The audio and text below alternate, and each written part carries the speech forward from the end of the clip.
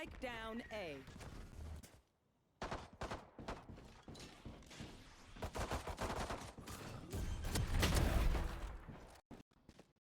One enemy remaining.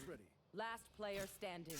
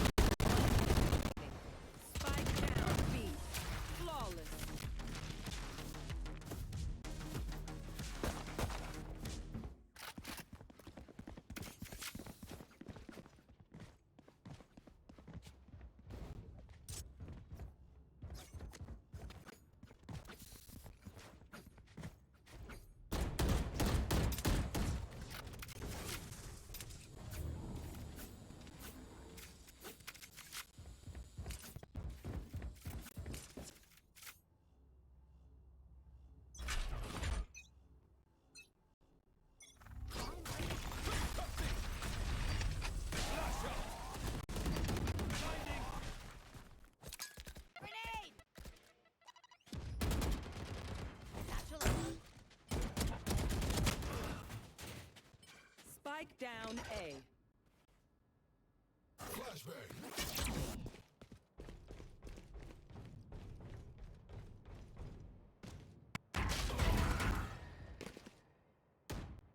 Right there.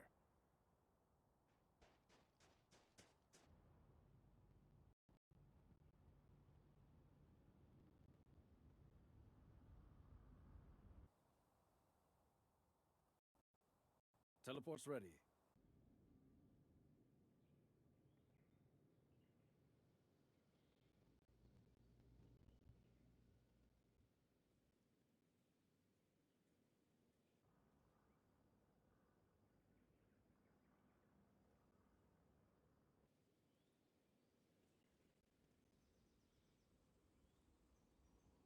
Thirty seconds left.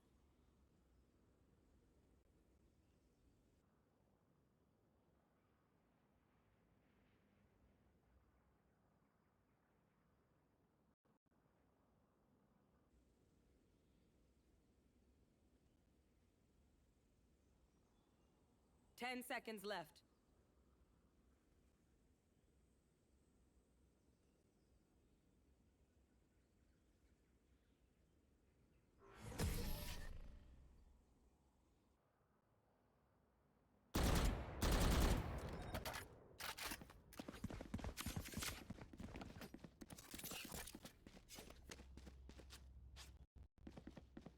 Here.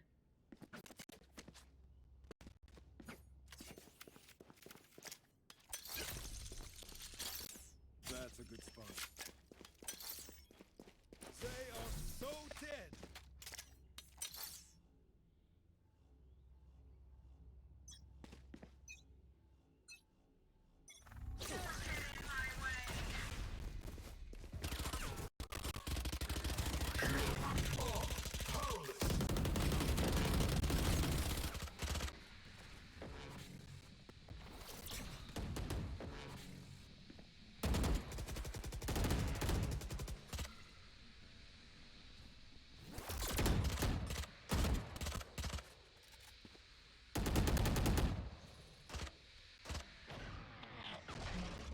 he still goes into a down but not out state. So he could have been kind of this scout for the team, but now looks like Mooks tries to take the swing, but Kaisi is quicker on the draw. But on the other side, the A side hit is not going so well, as a double kill for the side. Taipei shuts down the immediate push, and Spike once again is in their hands. Yeah, Saint getting a nice pick on World Rise there. We're getting the trade on Saint. Overall, it's a nice clock here. Does zone off a little bit. This bomb, where the bomb unfortunately dies to Juice. So, not a Moon was out around by. What was I gonna say? There too. So Flop was able to pick up the spike, but not able to make any big backshake happen there. Did commit the ultimate there to try to give himself some space, but Juice, he popped that ultimate very early, but was actually able to make something big towards those later stages of that round there. So, it was in the end kind of worth it for him to do that. Yeah, and Japan definitely, overall they've been making really, really good play so far. I really liked that round 3 play where they flanked on the sat side. Definitely, I want to see Moon get a couple of frags here at the Sheriff. I want to definitely, I want to make sure they're not out of the game. So, we definitely want to get them some picks. That's exactly what you want, right? You want to start whittling into the economy of this Taipan team who won the last 3 in a row. So that does mean that it's going to be the full loss bonus at this point to full loss bonus to the Moon side. However, because of the forces that they've been going, they can't go out for anything bigger than Sheriff and armor buys here. So if they can deal some damage to the economy of Taipan, it's going to feel very good in these next coming rounds.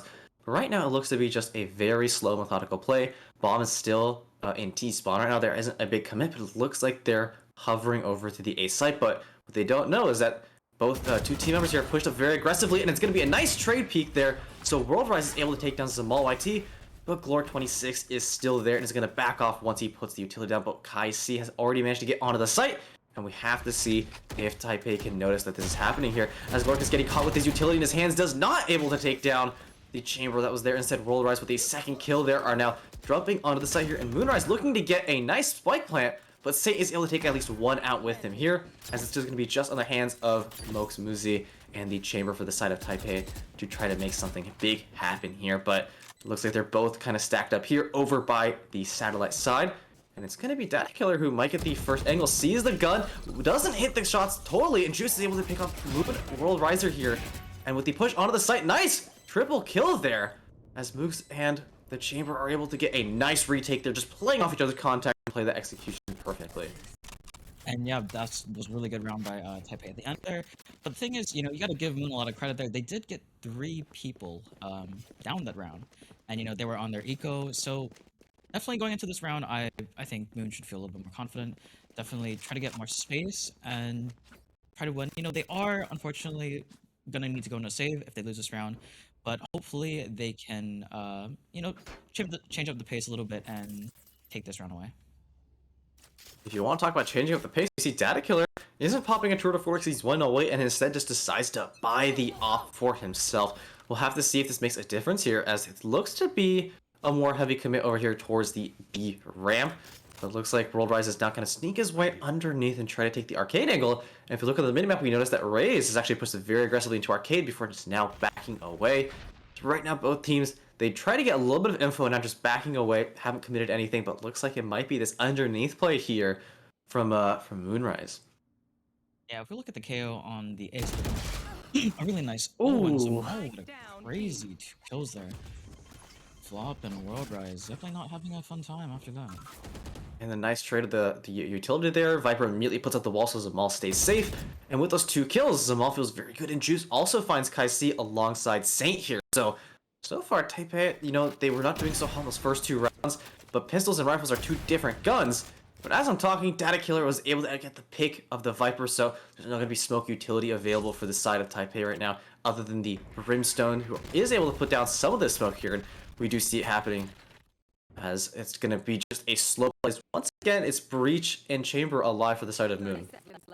And yeah, I definitely think that, Taipei definitely has a very, very strong defense, and Moon is just going to need to keep trying to crack at their defense and try to break the nut open a little bit. They did get 1 kill this round, but they definitely want to pick it up a little bit more in the next couple of rounds. Definitely with their economy in the bad shape it's already in.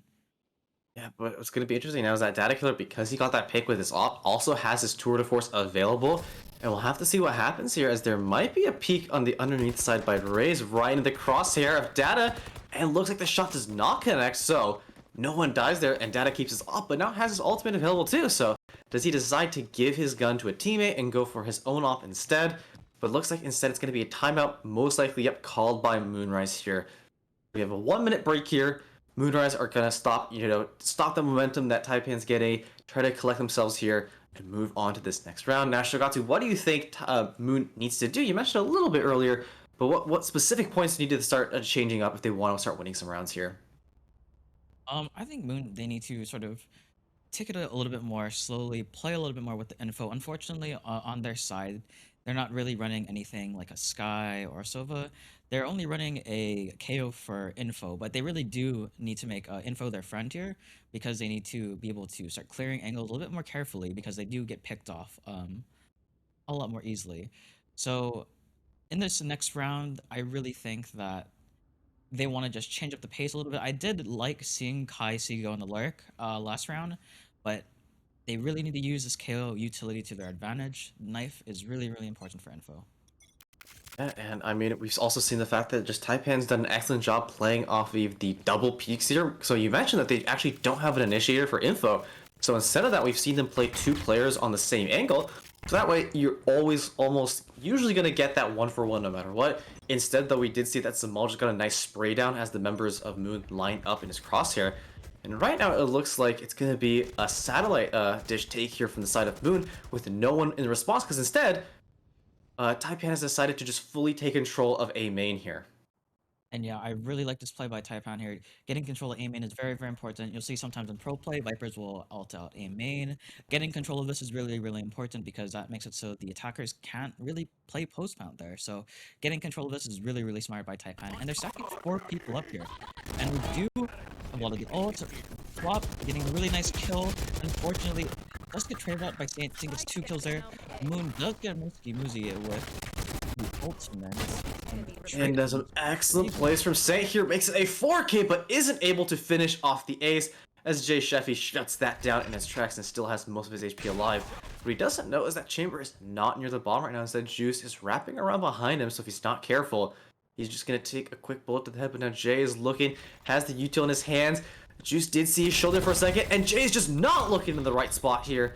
And Juice saves that round for Taipei, along with just an amazing play there by, that should have been Brimstone, if I'm not mistaken, from the side of Taipan.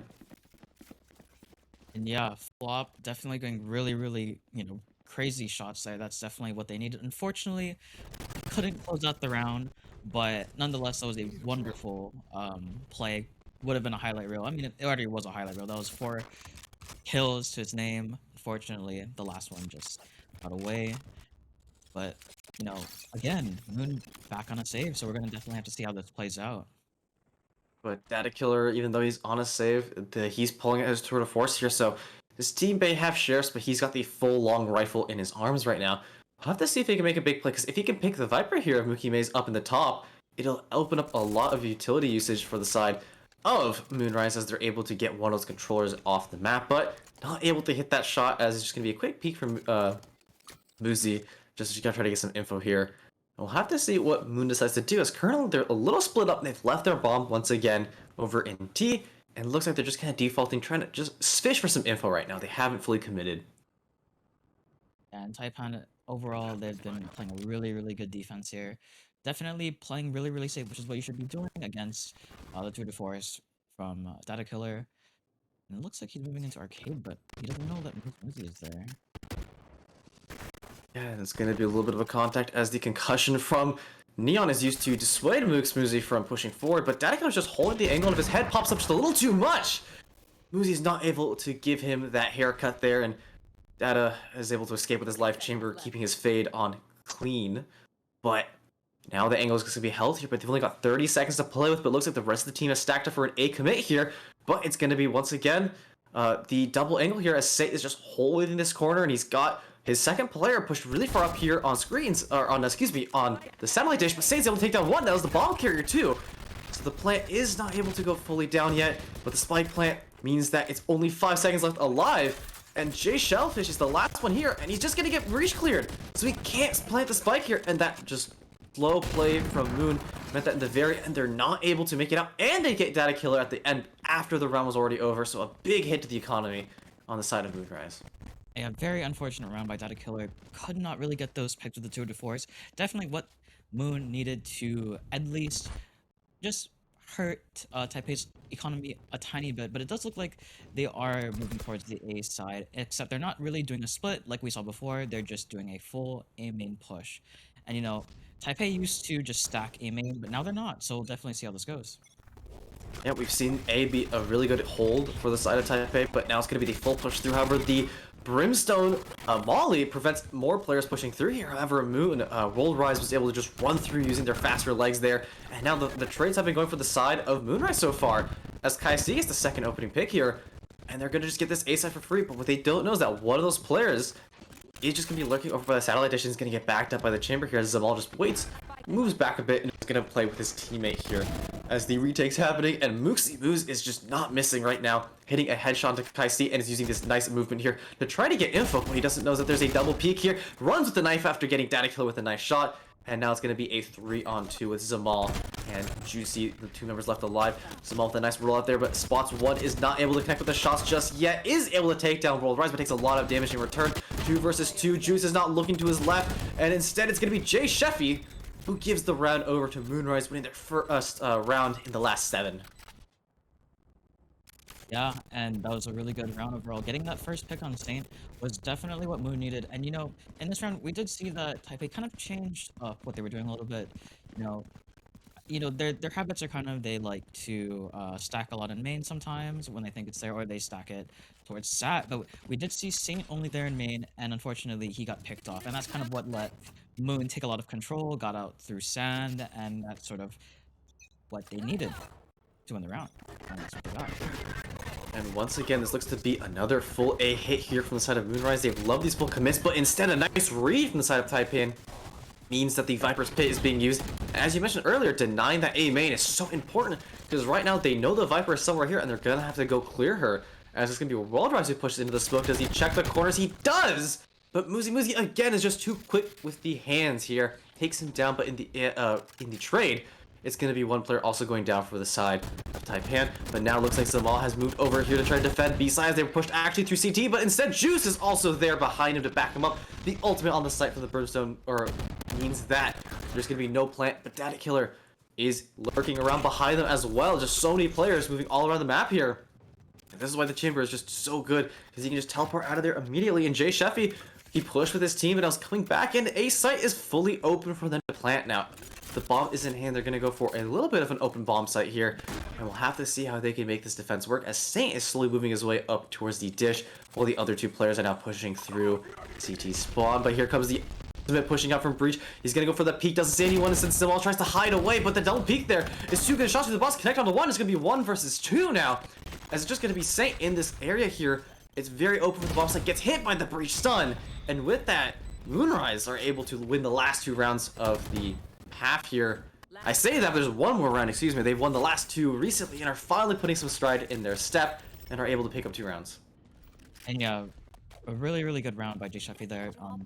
Getting that good read, knowing that they're in a, not really a favorable situation on 2v3. So definitely getting that ult into CT spawn, definitely got them 2 picks there. And really, really good use of the breach to there. And a really, really good read, knowing that being aggressive there would be quite unexpected with the ult, because usually people play post plant, not push spawn. But that's what's difficult.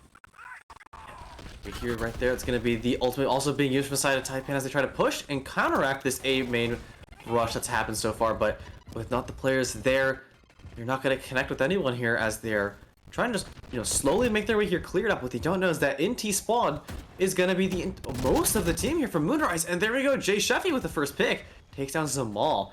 And now the rest of the team is going to back off here, while the other 2 players of Moonrise are sitting over by the satellite side of the map. It looks like they're slowly creeping their way over to Arcade to try to see if they can find a straggler here, while the rest of the team is trying to still just buy space over in T-spawn and looking towards that A push. And yeah, overall pretty slow round.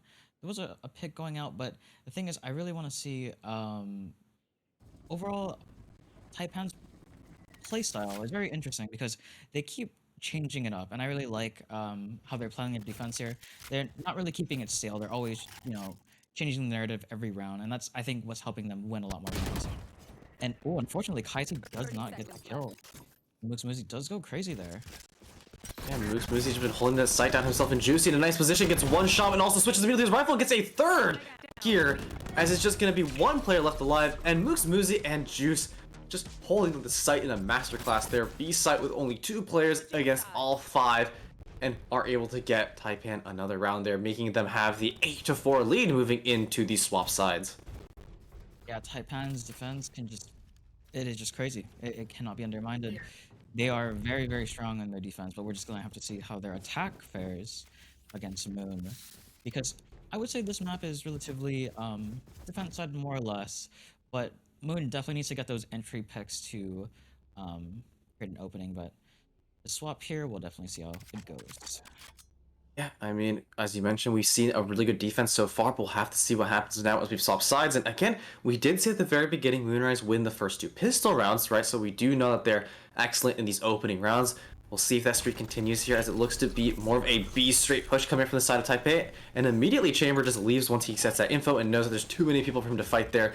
Instead, looks like Moonrise is actually going to give up the site and go for a retake after the plant goes down. And already immediately within the first just 20 seconds of the round, the spike is already going down for Taipei. So really quick, they've already gotten on top here.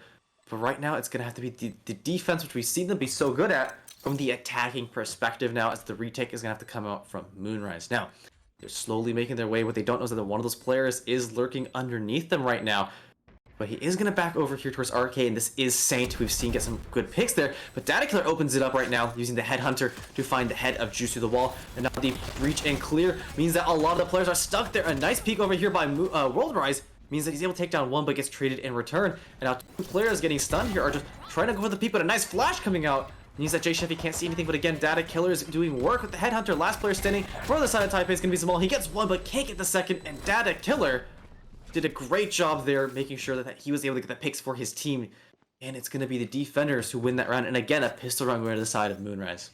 Yeah, and overall Moonrise, very well played. At the start of the round, I did kind of doubt that they were going to win, because they did try to stack quite a bit of players on the A side of the map, and, B was pretty much open. But Moonrise had a really, really good retake there, especially with the Breach utility, Jay Sheffy, a lot of good util being sent out by him. But this is, a little bit more interesting now. Now we have what Taipan was doing. Now they're sending 2 or 3 satellites side, so we'll definitely see how this goes. Yeah, but it's also, if we notice that the money is there, it's going to be a force buy from the side of Taipan. So they have enough rounds so they can play around a bit, but they just kind of want to shut down any sort of momentum that Moonrise get. But right now we'll see that a big peek on the flash means that Moosey is not able to show his prowess there, and instead goes down alongside Juice. So those 2 players we saw be very big, controlling sites, go immediately down. But now that they know that so many players are out to their side, it's going to be the immediate push onto the A site here, and with the full control, they're going to get the spike down. But it is a 3 versus 5 retake that has to happen here. So we'll see exactly how this goes here, as Taipan are fighting an uphill battle here, while World Rise is just sitting in the smoke waiting for his time to peak. While on the other side, a lot of the utility is just being pulled out in the hands of Moonrise as they're trying to, or excuse me, by the hands of Taipei as they try to deny this movement. But here we go, the execute's gonna go on the side. 2 players are in the site now. Jay Sheffy gets the first pick, but Zamal answers back. He's still alive, hanging around the backside. Finally does get taken down, and the last player alive is gonna be the Breach for the side of Taipei, who's just not gonna be able to make anything else happen there. The defuse is coming through, and once again, it's gonna be 2 rounds in a row for the beginning for Moonrise. But with that force buy coming from Taipan, they're gonna be super down on those credits. Yeah, Moonrise definitely took a page of the Taipan book there. They played they stacked satellite side, and they got rewarded wonderfully for that. And now, when you're, if you're a Taipan no right way. now, you're a little scared. You don't really have money. You're on a save when this could have been your buy round had you just saved last. But, not to say that they can't win this round. I think there's definitely a good shot that they could take this round here. Yeah, but I just quickly put out a little bit of an oh no there, because Data Killer looks like he's just been saving. He has an op in his hands here and is just waiting to use it. I think we know who's the ex-Jet player here right now, is on that chamber trying to use that mobility instead of the dash. has already the op on just the third round of the half. Is pretty insane, but with the good smoke from Viper, this is why controllers are so imperative to your attack and your push, is because you're denying so much vision from the enemy that they can't really get on the site. Instead, Jmillz makes it through and survives the long range Spectre shots, accidentally drops his sheriff there on purpose, of course, but Data Killer answers back and Flops is there to answer. But Juice with the Headhunter does the namesake on top of Data, so op goes down, but there is going to be two players there who can pick it up, and it's going to now be in the hands of Neon. So we'll have to see what happens here as Moon and Jay Sheffy with a nice double play there. Slide on top of Zabal, who cannot answer back there, but 2 versus 2. Brimstone has his ultimate, so if he gets away, all he needs to do is ult the site, and they can't do anything about that. They're going to have to do a big play here. The breach clear is being used there in order to try to push the Corson off the corner there, and Juice is able to answer back on Jay Sheffy. A 1 versus 1, not a whole lot of time left. All he needs to do right now is play for time, but Juice is not looking the right way because of the movement from Wolverize, and with that, he should have enough time for the spike and a nice play showing off that movement that comes in Neon's kit to save that round for his team. Yeah, although Moonrise did get the round in the end. It was a quite expensive round. They did lose quite a few guns, but fortunately they did pick the op back up, so that's one of the definitely good things. But you know, Taipan though on a save got quite a bit of value from that round. Only on a save they only had deagles and cheap weapons, and they almost won the round, leaving only Worldrise alive. So really good work so far. Yeah, but because of all those kills that were traded through, it looks like both sides are able to afford the full, rifle and armor buy, and that's what we're going to see here. So interesting to see that, in a round 3, or excuse me, this is the bonus. It's after the bonus, but right now they're looking for. Wait, this should be the bonus. Hold on, my brain is slowly taking this up. So what normally is a bonus round, right? That round 3 after you win the guns, is now just going to be a full rifle fight instead. Yeah, not too much going on. Kai's just throwing a little bit of util down, just denying entry. It does look like the smokes were fake, but Data Killer has the raid. Yeah, he's sitting here holding the corner with the op, and there you go. That is why you play Chamber. You just op and get the heck out of there. And immediately picks one. The rest of the team there, though, is just trying to get on this site as fast as possible. They're gonna smoke it out. He's gonna push through, but his barrel is just too big. Puts out of the smoke, and Muximus gets one, and he gets a second there as he sees Jay Sheffy just there on the smoke. And because of that, the Viper's hit is now been activated, and it's gonna be the full control for Taipei as they get a commanding lead in this round right now. But we'll have to see if Moonrise can make some magic happen here with their last 3 players. They're trying to watch their angles, but Sate is looking for the bit of a flank position here as he's watching the door, but pushing into this Viper's pit is going to be so difficult. But Juice sitting here right now sees the jump from Kai C, takes him out. Saint also waiting there, takes down Flops. It's going to be just all Worldwise alone with 2 HP and a Dream. It looks like he's just going to get out of there, save a gun, and do his best right now, but does get tagged by the Chamber trademark there, so they do know which direction he's moving. But because he's Neon, he can just keep running away. Run, little boy, run. Yeah, a really stellar round by Muximus. They're getting the op. Data getting a little bit too antsy with the op there. Tried to, get a cheeky shot with the op, but unfortunately, the gun is a pretty big gun, so stuck out a little bit. Yeah. People, your gun is not, it sticks out in front of your face, right? So if you push through that smoke, they're gonna see it, and that's exactly what happened. But what was nice there is Rollerise on just 2 HP does manage to take down Muximus, so it does do a little bit of a hit to the economics on the side of Taipan there. So gotta feel good about that, but Taipan just trying to extend this lead as much as they can as they're pushing for that 13-point scoreline here. But looks like this is just gonna be a pretty standard 2 and 3 kind of push right now, with 2 players taking control of Satellite. But right now it's going to be Taipan who have the advantage because they've actually hit poor Flops through the Satellite dish. They're doing a lot of damage, and it looks like they're trying to use the smoke to their advantage. They drop the smoke and get the 1 pick, but Wolverize is just better on the trigger and gets both of the players there. So a 1-for-2 trade right now, but the other 3 players have pushed through A as they know that the rest of that site is not going to be protected if you have 2 players pushing up onto Satellite. And the spike going down, this is going to be the retake once again coming out from Moon. Yeah, really, really good take there by Worldrise, setting up the double peak on Sat side. But we'll definitely have to see how this retake goes for Moon. Man. And I definitely think they can get this. Yeah, it's interesting to see that Kai C has only the classic in hand. I don't know exactly why that is, but looks like so far Data Killer the first pick onto Jmillz, has a pop toward, of course, the knees that off in his hand, and World Rise just lasers on through, gets a 4K for himself there, but isn't given the courtesy of the defuse right now. As instead, Kai-C, the man with the classic, gets it for himself. You know, he contributed, he did his best there. Yeah, and World Rise doing really, really good work that round. Getting those 2 early picks on side is definitely what Moonrise needed for that round. And, you know, the 2 extra picks is just a cherry on top, you know, and he's got to be feeling really good after this round. And right now, this game is neck and neck. There's only 1 round difference between these 2 teams, and we're starting to get into the very later stages of the game where it's just going to be a lot of, you know, economy is going to matter a lot. So we see that it's going to be an awkward buy coming out from the side of Taipan as they buy 2 rifles and just kind of forces all around the board. And we'll see if they can do something here with these hero rifles, but immediately Jmillz is tagged by the knife, so they know that something's up, and the smoke's coming down means that Taipan is just going to run away and decide on something else here. But Data Killer was pushed up far, and with the op shot again, he is deadly with that thing so far. But we'll have to see if he can continue to make that happen once the smokes are on the site, and he has to back away. A nice push in, a showstopper used by Jmillz, but doesn't connect with any team members on the side of Moonrise. But instead, the site has now been opened up because of all that good control utility.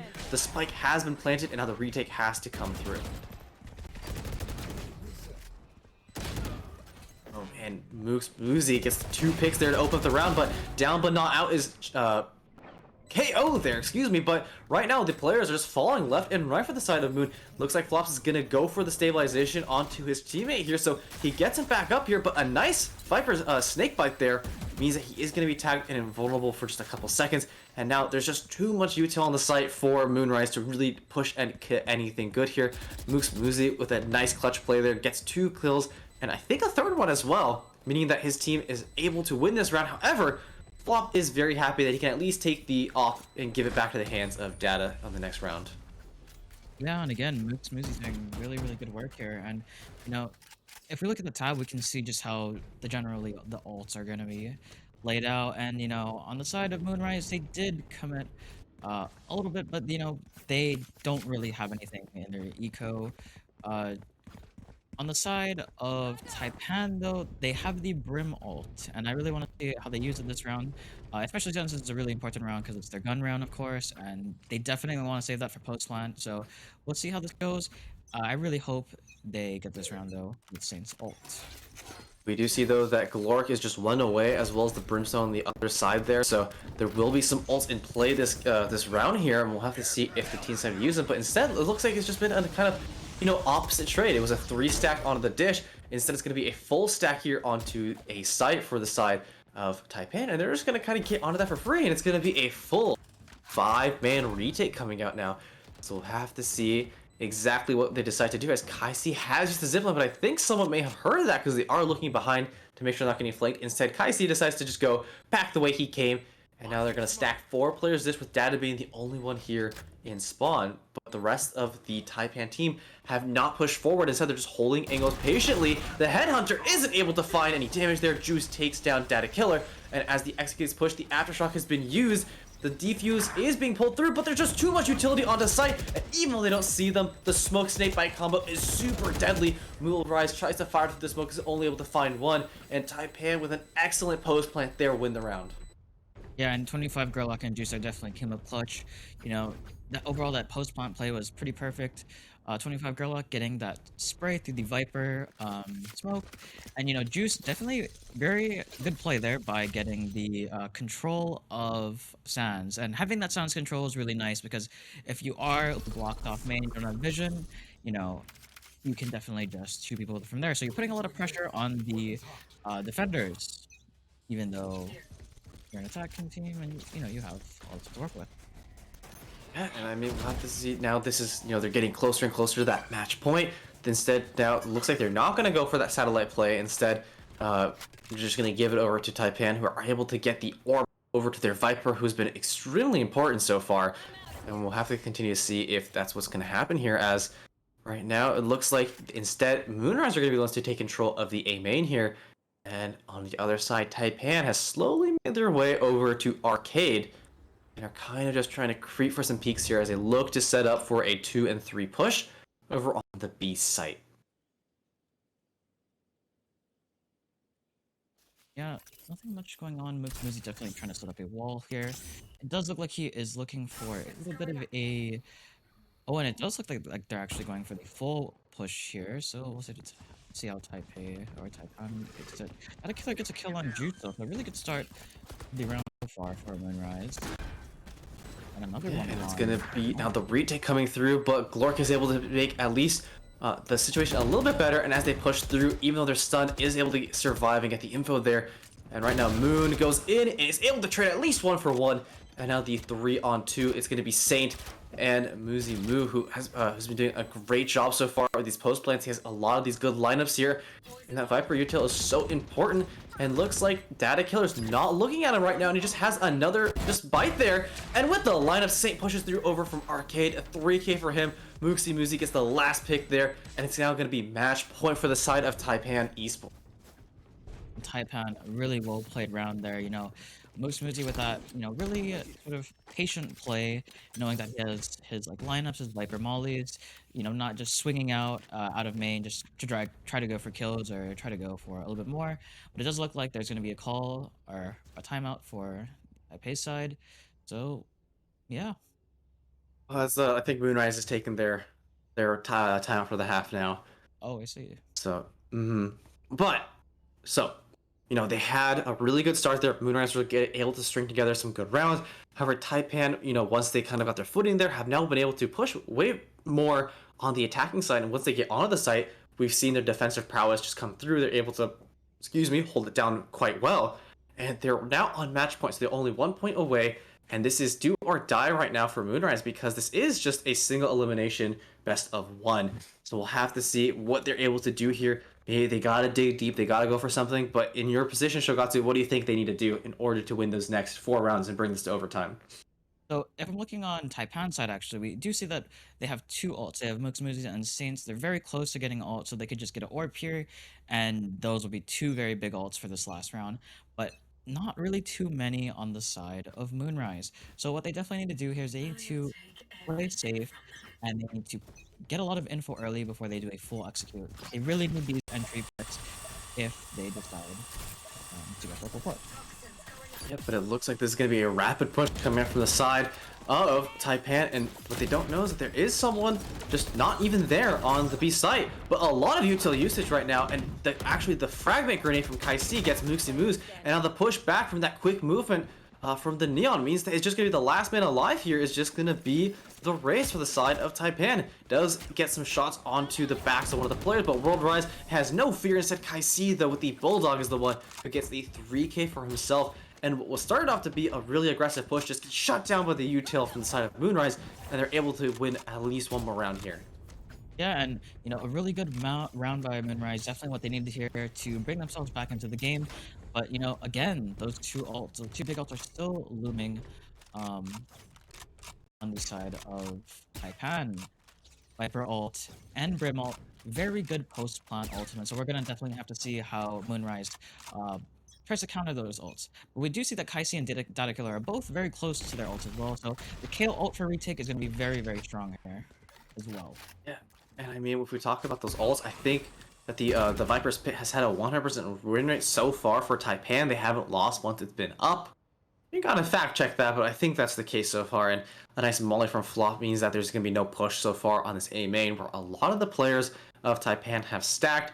On the other side, though, it looks like an aggressive push through satellite gives all the info that the Moon players need to know, that they are not over here and they're gearing up towards something, you know, towards the backside of the map. What they don't know, though, is that all the players are now slowly making their way to A main, but as I say slowly, the execute happens, the ultimate onto the site is being used, and they are now pushed out and immediately taking control because Moonrise was not there to actually try to play contact. Instead, they are playing for the retake, and the Viper's Pit, though, being used is going to be dangerous as Mooks is able to answer back the death on his team by taking down World Rise, and now a 4 versus 4 situation, but the Viper's Pit is up, which means it's going to be very difficult to see any of these Taipan players, and they're going for this round 13. They're going for this match win as Juice takes down Kai-C, but is answered back by Jay Sheffy. 3 versus 3. This is a very tight rope that both teams are walking as the trades are going back and forth, but now the Viper's dead. The Viper's Pit goes down. The turn goes on to Glork. He's able to get Jay Sheffy. It's him versus down on 1v1. He gets his head through the smoke there. And with that, that's going to be round 13, and game hasn't stopped.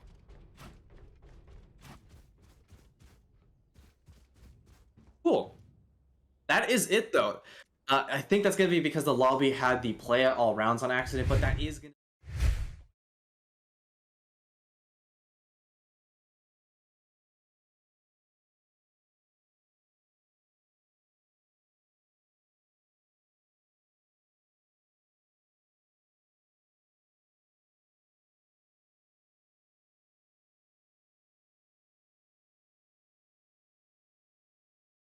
Definitely played very unusually. They always were changing things up every round. On the side of Moon, though, I think they were lacking slightly on the defense side of the map, but definitely attack was. And we just saw Moonrise get an ace, if that's still on. But yeah, overall, really good game. I definitely think that if Moonrise just played the rounds a little more differently, or played slightly faster, or they tried to look for more info in certain rounds, maybe they could have done something more. But overall, a very close game. Yeah, and I mean, I've got to just, highlight a couple players here. On the side of Moonrise, I mean, Data there with who's playing the Chamber. He wasn't getting a lot of highlight reel plays per se, but he had just a lot of very influential op picks there. And sometimes it's not fun to, talk about the person who's opping, but he was very clearly an instrumental part of his team winning those rounds. And on the other side, Juicy was able to get a nice 4K for himself, the opposite op on the side of Taipan, but the biggest standout performer was very clearly the Viper. Both the combination of util and gunplay from Muzi was just impressive to watch, and now this team is going to move on to the semifinals. So they have even a chance for that grand finals very, very soon here. But an impressive game overall. Any other final points that you have for this game, Shogatsu, before we head to a break? No, overall, just really good plays overall. I really like seeing just how both teams played with each other's comps. I really did like the KO pick on the side of Moonrise, but unfortunately, it didn't really get the most value, I think, than what they needed. But I really did like the KO pick. Yeah, well, that's going to be it for our first game of the night being streamed right now. Again, this is the semifinal, or this was the quarterfinals, and we will have a semifinals match coming up soon. But because this is a bracket format, we've been waiting for those games to be played out. So there will be a little bit of a break here between this match and the next one. But before we go to break, Frost Esports wants to thank very much Overkill Labs we have partnered with, and Overkill Labs is one of the newest gaming energy companies on the block, but they're about to take over the scene really quickly because of the quality of their products. They're using ingredients that have been clinically proven to improve game performance, and you can try it for yourself at overkill-labs.com/frost and use code FROST, that's FROST in all caps, for 10% off. So thank you Overkill Labs, thank you Frost Esports, and we'll go to a break, and when we come back, we'll be here with the semifinals, so don't go anywhere.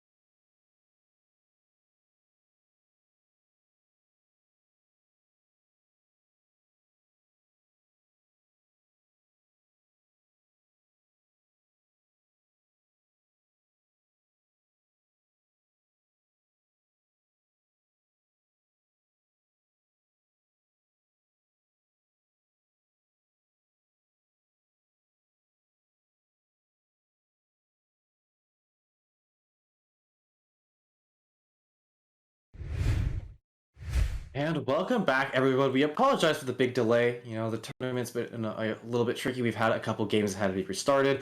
So we're finally here with another match. Specifically, we have our semifinals match, once again featuring Taipan Esports alongside Ano Gaming. Now, once again, my name is Ninja Darius, and joining me again is going to be Shogatsu, will be your casters for tonight. Now, Shogatsu, how did you feel about that long break? Are you ready to get back into some Valorant action finally? Of course, I'm always ready for some more Valorant action. I definitely want to see how these two teams compete against each other on it looks like we're going to be playing on Haven, so I definitely want to see some interesting and new strategies that I haven't seen before in rank, so I'm really interested in to see how these two teams will play against each other. Yeah, and I mean, we saw Fracture earlier, and Fracture is still a pretty new map, but right now, if we're going to be on Haven, which it looks like it is, Haven's been around since the beginning of the game, so there's going to be a lot more just strats that teams have ironed out a lot more. So I'm excited to see what kind of just different picks now that we've had quite a few different agents come into play. Now, I was looking at a different game that was being played. I noticed that were running the Fade on Haven, so I actually do want to get your opinion a little bit because there's been a little bit of a debate whether or not, Sova is still, like a must pick versus Fade. Like, do you think that Fade is better on Haven than Sova, or would you still prefer the Sova if you were the one in the game? So I think Sova and Faye, they're very highly contested characters that or agents, I suppose, that some might say that one is better than the other in certain scenarios, and I think it really depends on your team comp. If you compare them one to one, though, I would say that personally, I would prefer something like the Sova on this map. It's the base pick. It's always really been here. So it's always been set in stone as like a foundation for information that's really useful on your team. Fade is a little bit newer, but the issue is that for Fade, you more or less need to know lineups for the most part because the issue is when you're playing in higher elos, it becomes very easy to shoot. So if you don't really have those lineups throwing the Fade haunt at specific locations, enemies will be able to just shoot it whenever it comes down. And it's the same thing with the dart, knowing those locations as well. But the Fade haunt is slightly bigger and it does make a lot more noise than the dart does. So it really is just down to some like subtle things like that. Pretty much also if your team prefers that more. I do like the Sova though because of the drone as well, not just the sonar dart, but it really depends. And I mean, I've played quite a bit of Sova myself, and I was sad when his chakras got nerfed to have that. If I'm not mistaken, it went down to 75 damage at the very center, and also the radius got reduced from where you take that max damage from. So a couple of those things that have made him a little bit weaker. So Fade has come into favor a little bit, but I think I would still agree that just personally, I still feel like Sova is a very strong pick, and especially on a much more open map like Haven, he's still very good. I think Fade excels a lot more when you're in these slightly tighter maps. I know she was played a little bit on Split when that was still in the rotation. RFP Split, we will miss you for those of us who actually like playing Split. But in this match, I'm excited to see what adaptation specifically Taipan Esports will make because we did see them last time, and we saw that they had a very good job playing the double controller setup. We had Viper being picked by them alongside they didn't run the Neon, they ran the Raze, Breach, Brimstone, and Chamber combo. And I'm wondering if they will do something similar, maybe run that double controller again here on Haven, or if they're gonna change their pick order. And I'm excited to see what No Gaming is gonna bring to the table. Now, is there anything specific that you are looking out for in this match? Is there any characters or agents that you think just are way better on Haven than anywhere else? Like, what's your opinion on that as a higher level player?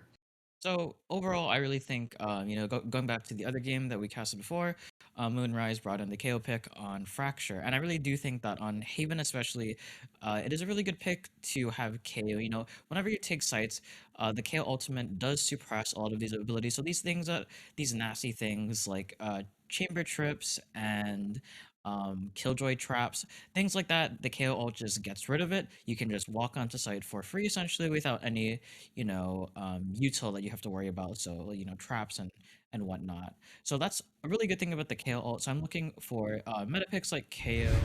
Obviously, your base duelists like Jet, Reyna. Definitely want to see what exactly we're gonna have. But I do like Anu's kind of neon on this map because if we did look back to the esports scene before, I believe FaZe or something ran, or no, I think it was Optic in VCT Masters. They were running neon on this map, so it'll be really interesting to see.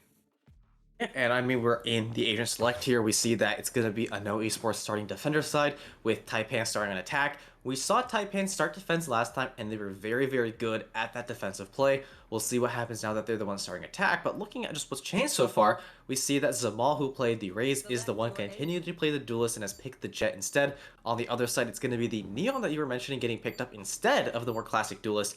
However, it looks like other than that, it's going to be a pretty, standard, I would call it, team comp, but there is quite a bit of mismatch here as we have a Breach actually coming out on both teams.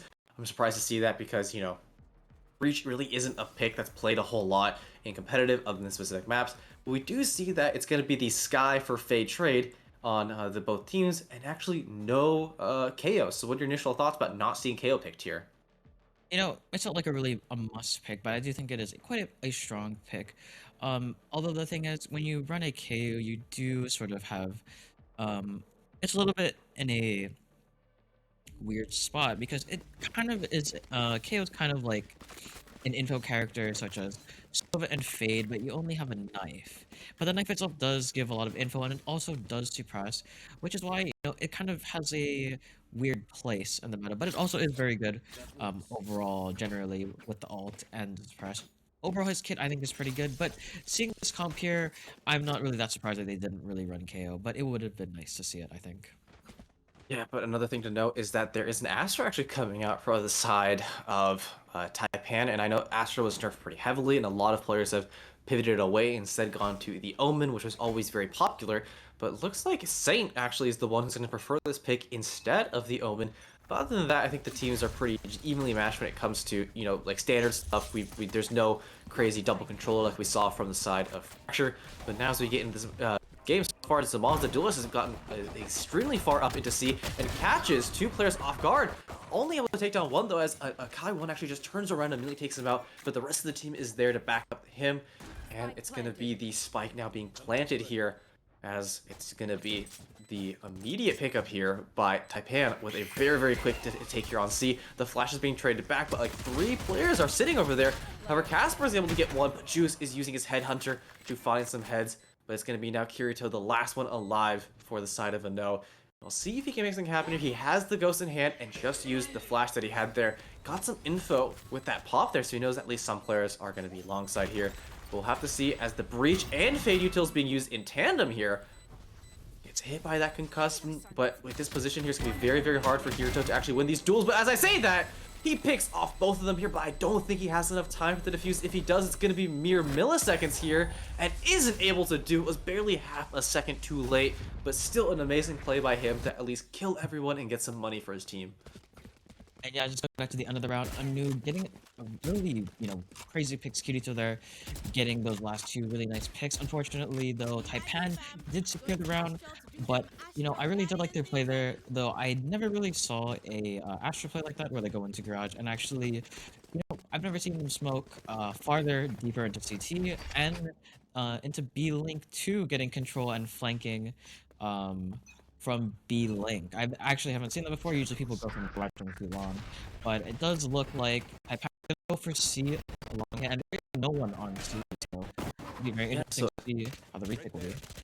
And a very good, play by them here. Just an unfortunate decision making on the side of Anoa, as they were not able to have anyone there to counter that. But at the same time, with so many players going onto the side, it would have been very, very difficult with their low utility and low guns to be able to make a big impact on that 5-man death ball of Taipan. We'll have to see now.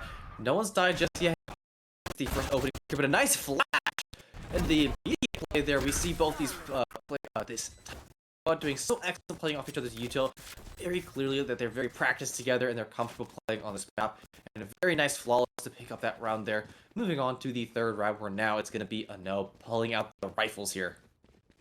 Yeah, Taipan has been just playing it by the book, playing really smart, making really, really good plays. Did not drop a single player that round, so this is going to be a full bonus round by Taipan. They didn't need to rebuy anything whatsoever, so this will be, if they win this round, this will make huge advantage into the next round, and this could potentially lead to a snowball later on in the game. And this is always the the part where the tides start to turn. If you lose this round as the people that are down ranked, you start losing a lot of the grip that you had on the money, and it's just like round after round going back and forth. on the other side as the attackers. If you lose this round, it's okay, but if you lose the next round, that's where you start getting dangerous of not having money to buy. And right now, it's still very early on. Nothing, too aggressive has happened yet. But now we're getting onto the C site, which once again, Unknown has decided to leave open here. So it's going to be the free plant coming down from Taipan, and it's going to have to be retake coming in from Unknown. But now the full 5-man retake is coming to effect as We Dino. Yes, I'm going to say We Dino there. Pushes through, and no Mass is actually the first one to get the pick there, but it's treated immediately as Kai1 is getting these picks here. Casper.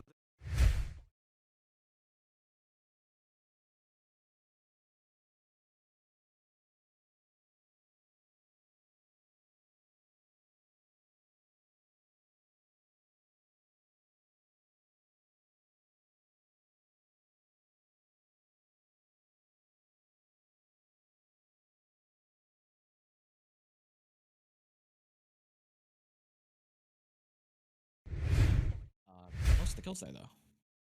Yeah, and I mean, it was interesting to see that, even though that they weren't able to defend, they were still able to get all of those trade kills at the very end. So even though you lose the round, you still got so much damage to the economy of the side of no, because if they all die, it's so expensive to buy those rifles and armor that now looking at it, they have to go for more of a force buy, and they have to kind of go for this weird judge style play that they're doing. But right now it's going to be once again the C site being taken here by Taipan. Seems to be a little bit of a favorite these couple rounds here. So far they've gone 4 for 4 onto it, and now moderately well, 66% chance win rate. But right now it's going to be actually We Dino who's getting the first opening picks here, along with Casper and Kirito with the judges. And just like that, its last player standing is going to be the Chamber, who immediately goes down by We Dino, who gets the 3K for him. And it's going to be No Esports now picking up another round here and tying things up. And while I was actually really surprised by the end of that round, I really did think that Taipan was definitely gonna get that round pretty easily with their gun advantage, but unfortunately they did not get it at all. And well played by No Esports. Definitely a really good round by them. They were on a half buy and they still beat out a full buy, which is really really crazy. So now we're really even right now, but on the side of Taipan, we do have 3 ultimates. We do have the Chamber, Jet, and Astra, so we definitely want to see how this plays out throughout this round. Yeah, and it's going to be very, very interesting right now, and I do have to apologize. It does seem that we did lose connection for a second there on the server, but now we are probably back. I'm hoping we're back. We're going to keep... Yeah, great, we are back, so going to continue talking right here, but now what isn't broke is going to actually be fixed immediately, as it looks like instead of the C play, it's going to be Taipei going for a very quick play here onto B, but it does mean that it's going to be No who's actually getting a lot of these refrags, so what was initially a very good play onto the site is shut down very quickly here with all the smokes, and it's just, it's just an absolute slaughter right now from the side of No Esports and their gaming, excuse me, and they are able to win that round here and are now taking the lead for the first time in this match. And yeah, a very interesting turn of events there, because I did think that Taipan was going to get the lead over No earlier on in the game, but it does seem like they got reverse sweep, and now we have No sort of building a little bit more deeper pockets than Taipan would be comfortable with, like we saw in the Moonrise match last time. No had really deep pockets, but this game it's not looking like that. Yeah, and let's see what happens here, as it's going to be the full rifle buys from both teams, and now instead of a big rush, it's going to be a split decision here, as a nice smoke means that the side of Taipan isn't able to push fully through. But as I say that, it's happened twice now. It's just going to immediately get that pick onto for Casper there, so it's going to be the advantage to Taipan right now. But now because of that A pick, it does mean that the team is going to be more interesting. But We Dino there is just much better on the trigger. He ends up getting 2 before getting traded out, so what was a main advantage turns now to even as the 3 versus 3 is going through. And it looks like Taipan, after that initial push, tried to back it out, got caught up by We Dino, and instead are now going for the C site take. The ultimate is being popped here by Fate to get on the site, but that does mean that Juice, who's just camping comfortably over here in Garage, doesn't get tagged by. However, Kai1, who had pushed through middle, instead catches him off guard, and now it's going to be the last two people of Taipan trying their best here to go for the attacking side push. Now it's just all in the hands of Fade right now, losing the gunfight currently to Mark, but hasn't gotten shot down just yet. And the nice flash from him means that Max is able to pick up that kill, and Unknown Esports are now taking an even bigger lead now, 4-2. And I know his retakes have been very, very well so far. You know, Taipan's takes on the sites have been pretty good. Their executes haven't been bad overall. They have been getting into the sites, but they haven't really been able to play the post plant. News retakes are just really, really good, so they're going to have to change up their post plant strategy, maybe try to lurk a little bit more. But as we did see in that round, Saint did try to go for a little bit of a garage lurk. Couldn't really get much done there, so we definitely want to see what more can they do to bring to the table when it comes to the post plant play. Yeah, and I mean, that's just the classic, that Saint kind of what you're talking about. There's Juice not checking his corners, didn't look right when he needed to. The nice flash play, though, Whiteout just immediately teleports away, plays it safe there. And we did hear that someone has to get out of Jet's way as the ultimate has been popped in the hands of, I don't remember his name, Zamal, there we go, or Zamal. And now he is playing very carefully, though, because of that smoke. But now the X2 comes out, they push the smoke, they see Casper, who once again in the same position, goes down. I mean, he's playing a really nice off angle there, but once that initial trade goes poorly, I'm not sure why he just tries to decide to stick instead of going for a dash out. However, Kirito is able to get one person, even though he did get hit by the Breach ultimate there. Poor Zamel was not able to really do too much on the Jet because he got hit by the edge of that Breach ultimate. Now the counter ultimate's being used here, and actually the breaching charge there takes down Kai1. An excellent placement there by Muzmonsky, who once again we saw him play amazingly on the Viper and is again coming up big for his team here. Last one alive is going to be Mass, who does take down Mokes here, as well as Gorlock here. So it's just going to be the 1 versus 2. Zamal still has the knives, but never actually needs to use them here, as Saint is the one to take down Masks. And Taipan are finally able to get around here. And yeah, overall, Taipei, definitely bringing it back here. And now they're sitting slightly more pretty than they were before, but Unknown definitely has slightly deeper pockets here, so they're going to have roughly another buy before they need to actually go on a full save, perhaps. So we're going to have to see how it plays out. It does look like Unknown definitely has the ult economy to do a lot of damage to Taipan here, so they should really, really be careful.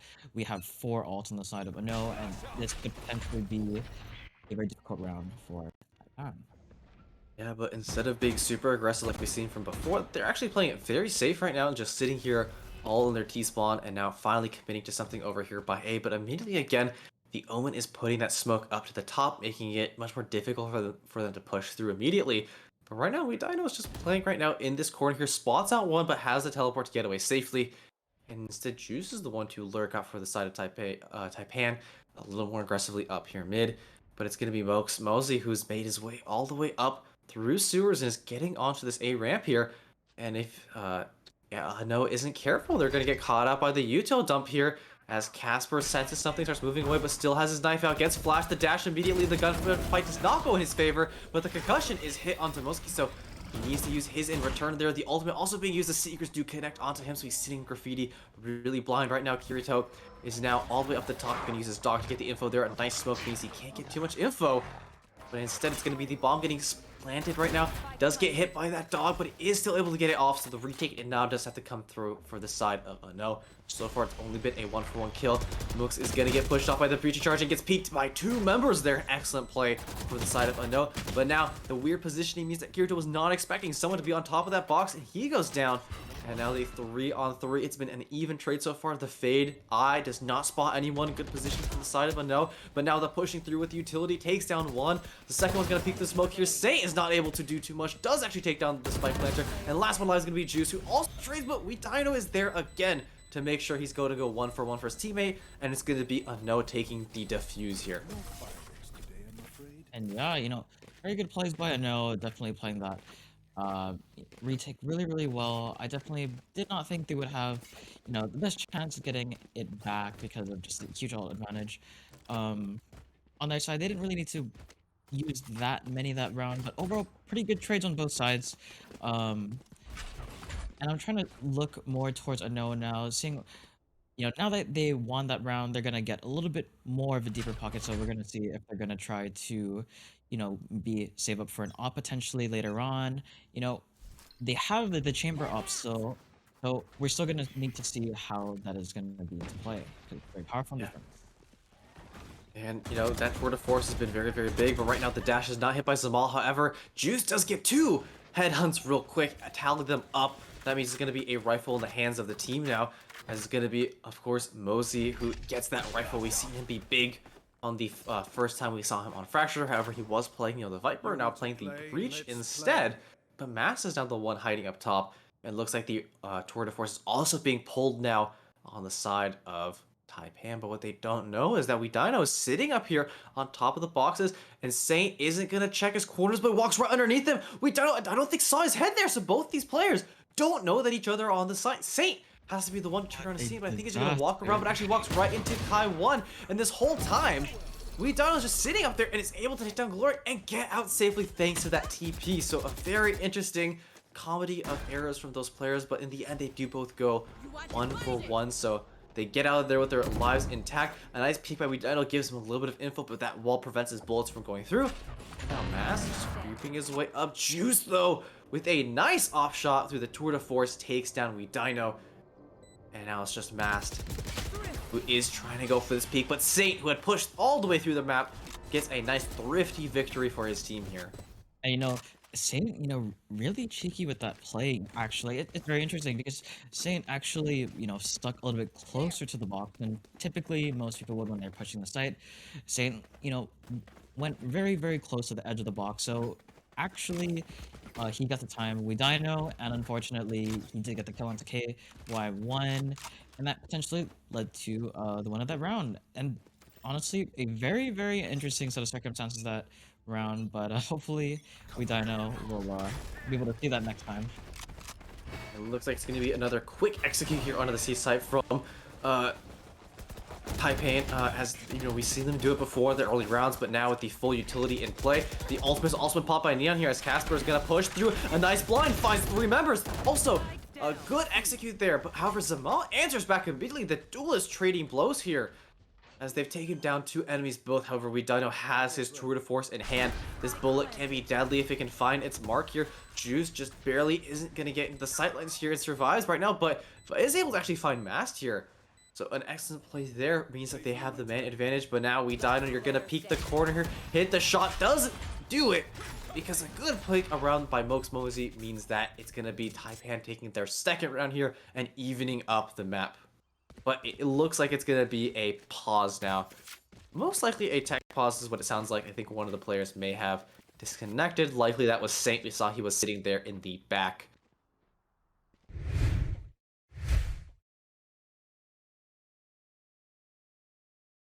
Yeah, so once again, we're going to be looking to take a quick tech pause here, but it was going to be Taipan Esports who took that last round. Map score is now even, so take us through a little bit what happened there, Shogatsu. So Taipan essentially got some really good picks that round. Definitely Juice getting a really good play there. As well, overall, a really good play on the side of Taipan. Definitely looking a little bit forward. They do have slightly bigger pockets now, so they should feel a little bit more comfortable, a little bit more at home. But on no side, unfortunately, they're pretty much on their last buy, so they're going to need to save after this if they do perhaps lose. Overall, we're checking just alt economy right now. We do see the 25 Gorlock, or Gorlock has the Fate ultimate as well as the Breach ult on the side of Taipan. Those 2 ults could definitely make this round much more easier to play, but overall, we'll have to see if they decide to commit it to this round or not. They're definitely in the more favorable side right now, even though it's 5-5. It is very even, so we'll definitely want to see whether they decide to ration their ults this round or decide to burn them all. Yeah, and as you mentioned, it's been an even map so far. 5-5 is the scoreline on this first half, and we've still got 2 more rounds to play in this first half before the teams switch sides. But right now, neither team has taken that big lead, and with 5 rounds, that means the maximum lead that they can get is going to be a 2-round lead, going 7-5 in the next half. And I know that both these teams are definitely hungry to be able to try to get that point advantage, especially since as they move into defense, it's going to be a little bit of a different ball game, especially on attack. If you have a lot of rounds already, you get the ball rolling, you get a little bit of a safety net, meaning you don't have to worry so much if you lose a couple rounds here. But if you go into the second half with a couple points down, then you need to win those rounds if you want to make it to match point. So right now we're still just waiting on the tech pause. We'll let you know as soon as we are going to get into the match. But I want to ask you again, Shogatsu. So right now we're seeing 5-5. It's pretty even. So who do you think, just from this quick beginning that we've seen, who is your prediction to actually take this map? So when it comes to taking this map, I think, I really liked seeing a no side of the spectrum. They were playing very, very well. Taipan at the start, it did look like they had a really, really good plan. Unfortunately, they didn't get the snowball they really needed to sort of take the lead over a no. And definitely a no has been fighting very hard to make this an even game. I definitely thought that Taipan would have the edge here, but it's really, really hard to say right now. And hopefully we'll see how it goes. All right, well, it sounds like the match has started back up, so we're going to transition over to that. And now it's going to be, once again, Taipan still on attack and a no on the defense. It looks to be possibly a quick B take here, as both the Nightmare and the Aftershock being used, but immediately trade kills go through as the Spike try to go down there, and it's going to be a 1-for-1 now, the 4-man retake, as Dino's pushing aggressively through the smoke, is able to find one off guard, but does not connect the shots, but Kirito from A long is able to actually find 2 kills here. And now the dog is going out to try to find some space with only 2 members alive for the side of Taipan. This is going to be very difficult, especially with the fast lane also going up to try to provide sights. But looks like Casper is just tapping repeatedly. Not sure why he didn't just stick it initially. Probably trying to get some peeks for his friends there. But with that nice smoke, he is just hiding ever so slightly behind. But nice actually picked there by Gorloff through the smoke. It's the headshot and Kirito there. So some good trade kills there. But now with the last round of the half, it is going to be a no taking back the advantage. And Taipan, unfortunately, they didn't really get that full, spray commit through the smoke to take out Casper, I believe, who was defusing. So, kind of unlucky there, but, we're definitely going to have to see how exactly they want to take the fight for the final round, see if they can just make it a 6-6 half rather than giving a little bit more to a moon or no. Dude, they definitely want to tie it up, but it sounds like the knives are immediately popped by Jmillz here, but I think he whiffed a couple of them there, so wasn't able to do much. And now the blind means that Mose is just trying to get out of this site as soon as possible as the Aftershock commit goes back. And so far, a lot of utility has been traded back and forth, but no actual damage being put down per se. As I just looked at the top and I noticed that a little bit of damage went onto Omen on the side of a no, but is healed up by his Skye. Always remember that Skye can heal with that C button, so make sure to keep your teams nice and healthy. But now it's going to be actually Mosey pushing through here over into Garage. Yes, the nice flash and the trade onto Kirito doesn't happen because Kirito immediately gets taken out here. And now both Breaches looks to be using their Aftershocks here to try to, concuss the sights here. Fast lane put up, and Kai one with a nice drop down from behind gets 2 with Casper getting the spray as well. And now last one alive is going to be just Saint here on the site. However, Max is super low HP, and all the way from behind is going to be the Chamber for the other side, who has to run all the way over here. Dino is in a great position here. Saint does not know where he is, and Saint is playing super duper scared right now. And Dino has the advantage with the headhunter, but Saint pulls up the rifle, and the nice 4 clutch there for Saint saves the round and ties up the score here. Wow, what a interesting round. I definitely thought I know had that there. KY1 getting a really good flank garage there, getting out of the window, getting a few picks, but unfortunately for them, Saint just going crazy at the end. They're getting so many kills and just getting the clutch. Yeah, So and, Saint, he was getting some, big kills, but a lot of that attention before was on Mosey in that last map, and now he is definitely the standout performer right now. We do see he is actually tied in kills with Juice, but, he's had a little bit of that flashier play, getting that 4K at the end. However, on the other side, it's going to be Dino, who's been the bigger player for the side of a no on that Chamber, using it very well so far. But now, as we move into pistol round, let's see what these teams have cooking up, as it's going to be immediately Zamal. Looks like had pushed through sewers there and gets Casper, immediately pops his head. So it's already going to be a trade in the favor of Taipan Esports right now, as we'll have to see what Anoda decides to do here, as Juice just waits in the corner. Nice patience here, but you have to connect this shot. He does. 1, 2, make it not 3 as he gets countered. And Dino as well goes back 1-for-1 so far. Both these Chambers have 2 kills in their headhunters. Their guns living up to their namesake here.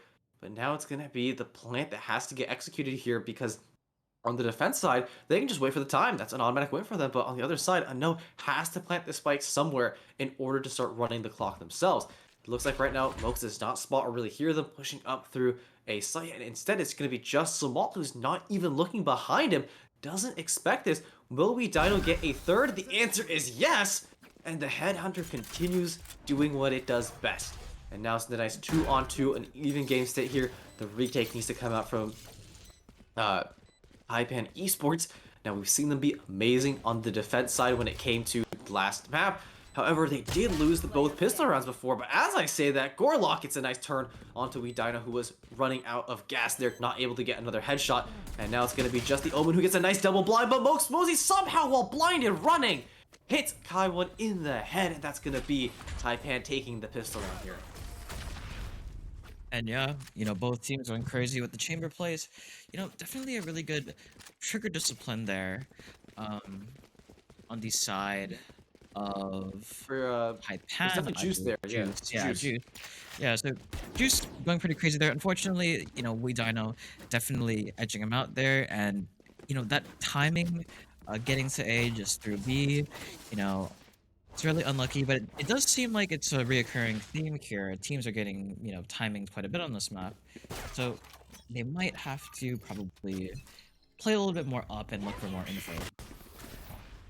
Looks like Kirito tries to go for an aggressive flasher, but doesn't end up flashing himself, and does get tagged by Juice, who decides to play it safe and put out immediately, and instead just also gets headshot hit by him on the repeat there. They try to get onto site, but looks like Casper and Kirito not able to do much damage here. Instead, Say just pushing through Garage, just walks, W, right click, left click, doesn't matter what you click, someone's gonna die there.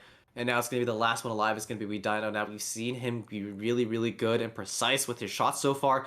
We'll see if he can say here, if he sees him, does see the gun, and Saint doesn't see him, and I'm not sure how that was a headshot, as it looked like Saint was a little bit higher up in the air there, but doesn't make it a flawless. Instead, it's just going to be a 4 players standing for Team Taipan, but still, that's a really good job from them there.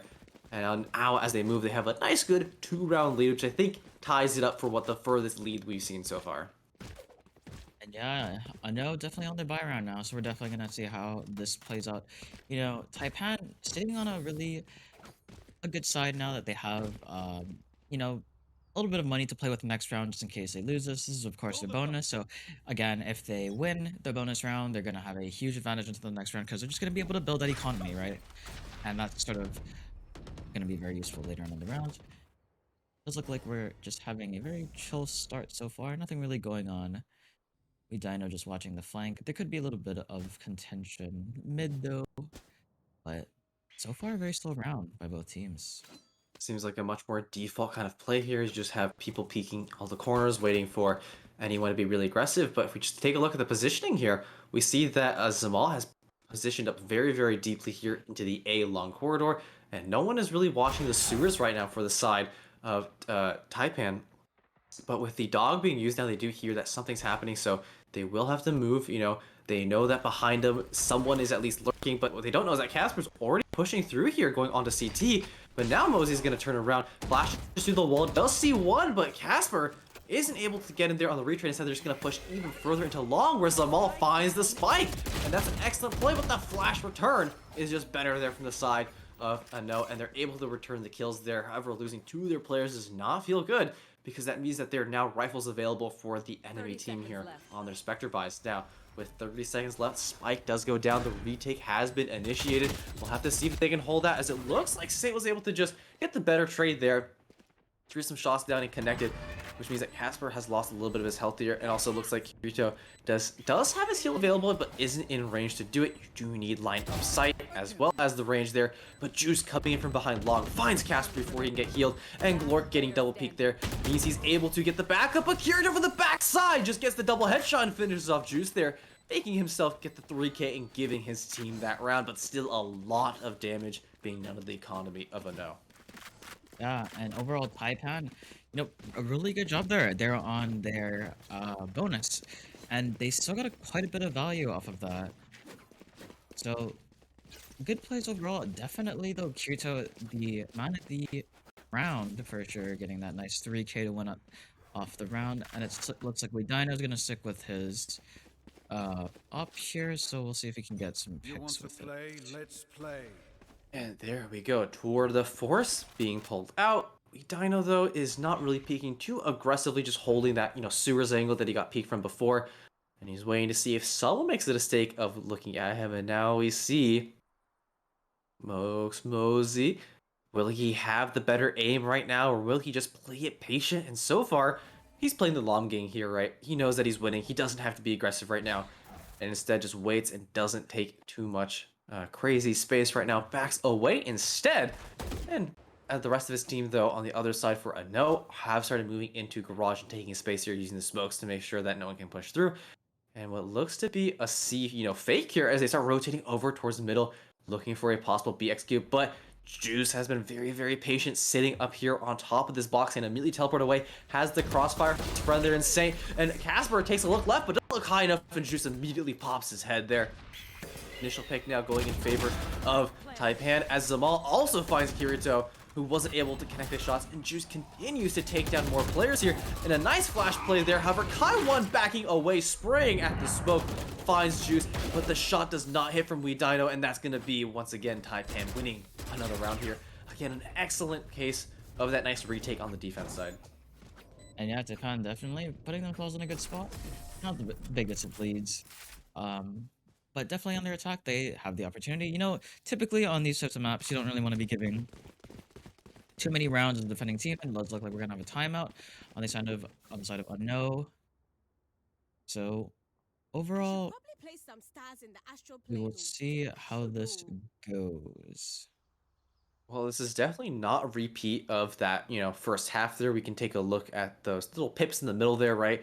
We see it was a 2 followed by a 4 streak from the side of Unknown, and now it's been a 2-1-1 so far. So it has been in the favor of Taipan so far, and now we'll have to see if Taipan can keep this momentum and continue on into a lead. They were able to win against the team before, which was Moonshine, not Moonshine. Moonrise, thank you. My brain was losing it there, but Moonrise Black, they got that commanding lead from their defense side, and now that they're on defense, they're looking a lot better when it comes to those retakes once again.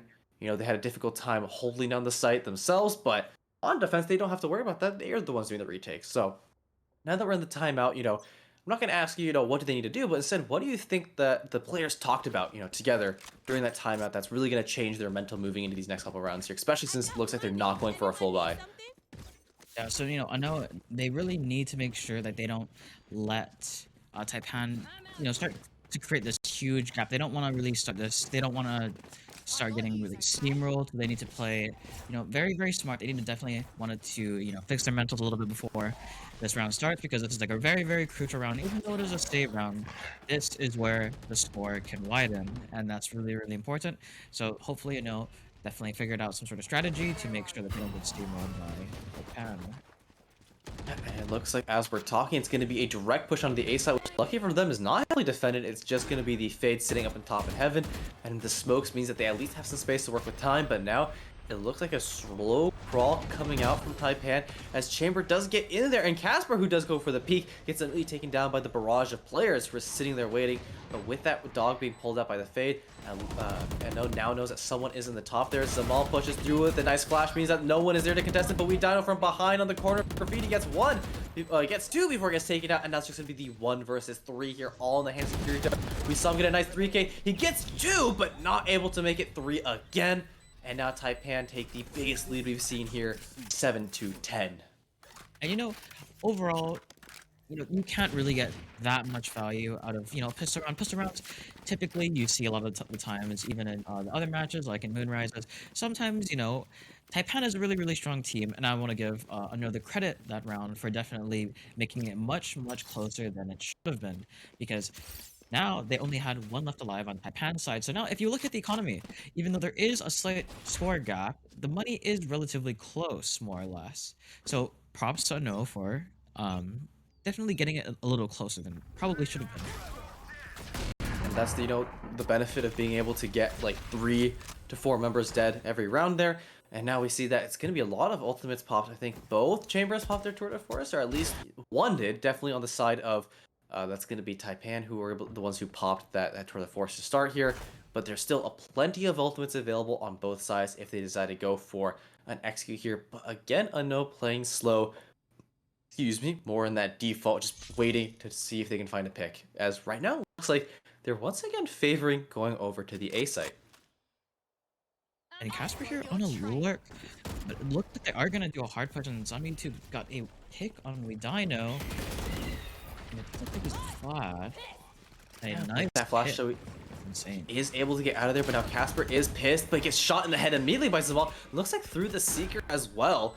So unfortunately, he's not able to do much while being pissed there. Instead, Kaiwan teleports underneath into hell and now has the flash prepared if there's going to be that big stack execute that we saw last time on the retake.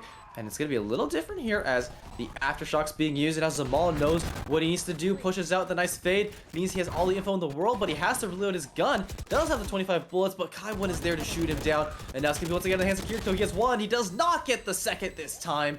And again, it just comes down to Kirito in the end, and he's not able to make the magic happen this time. Taipan continue to extend their lead, getting themselves ever so close to winning. And yeah, Unknown definitely didn't want this.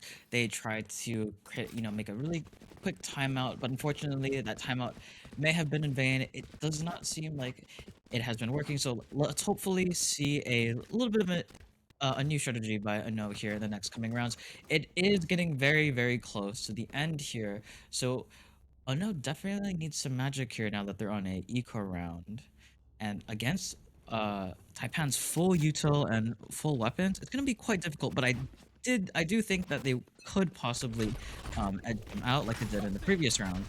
So let's just hope that they make really good plays here. It's all going to come down to that individual play and skill, especially on the eco rounds, where you really need to hit your shots if you want to be able to take down someone who has a better gun than you. So we'll have to see if Unknown are able to just be on point right now, as it looks like they're favoring, stacking over towards the C, looking for a double take right now in both long and garage. But as I say that, looks like the bomb pushes away, and Mooks Mosey actually gets stuck there in the corner. He does use the flash to be able to get out, but he's on 33 HP, barely survives. Those bullets, I think, just barely graze Casper's head there, so he doesn't actually take that much damage. His little ponytails might be gone, but this is a video game where that doesn't actually happen with the character model. But, poor Neon may have lost a little bit of her hair there, but she is doing just fine right now. On the other side, though, Breach for the side of Taipan is not doing so hot in the red health bar zone right now, with none of his characters being able to heal him, as with that push onto C, they just take A site for free. And again, the A site is where it looks like Unknown has been favoring, but they haven't been able to win the last couple retakes here.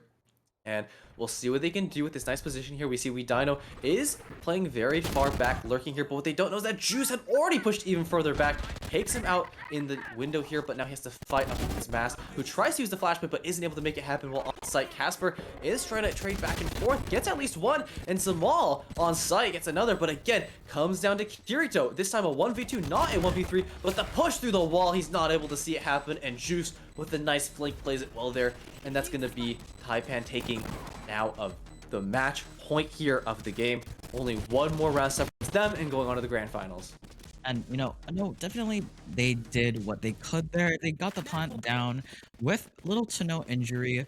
Unfortunately though, though that save round definitely took a toll on their overall combat capability that round, but hopefully this round will be able to come back and maybe take the win. And it does seem quite impossible, or not really impossible, unlikely for them to do that.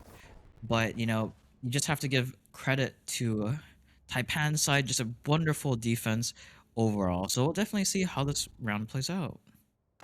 I've seen crazier things happen here on Haven. I once saw a team come back from 12-4 to win 14-12 overtime.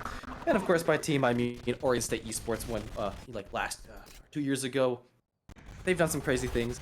Good old DePaul Blue Demons. But as I'm talking about my team, let's talk about the teams right now, as it looks like once again have a clean execute onto the site. They've made it with all their players here onto the C site, which is open for free, and Juice was not ready with a scope in hand, and Mast immediately takes off his face there with the Phantom, but while he's shooting the dog, it's going to be a push out by Zamal, and he gets two backed up by his teammate here, and now Fade using the util means that it's going to be very difficult right now for Unknown to make something big happen here, but the trades have been going in their favor, as well as the fact that right now behind them, Dino has the flank. Saint turns around, but not fast enough, but now it's a 1v1 situation. This is it, intense gunfights, and Kaiwan manages to win it out, and Unknown stay in it here. They've got at least one more round in them, and they're going to continue holding on here.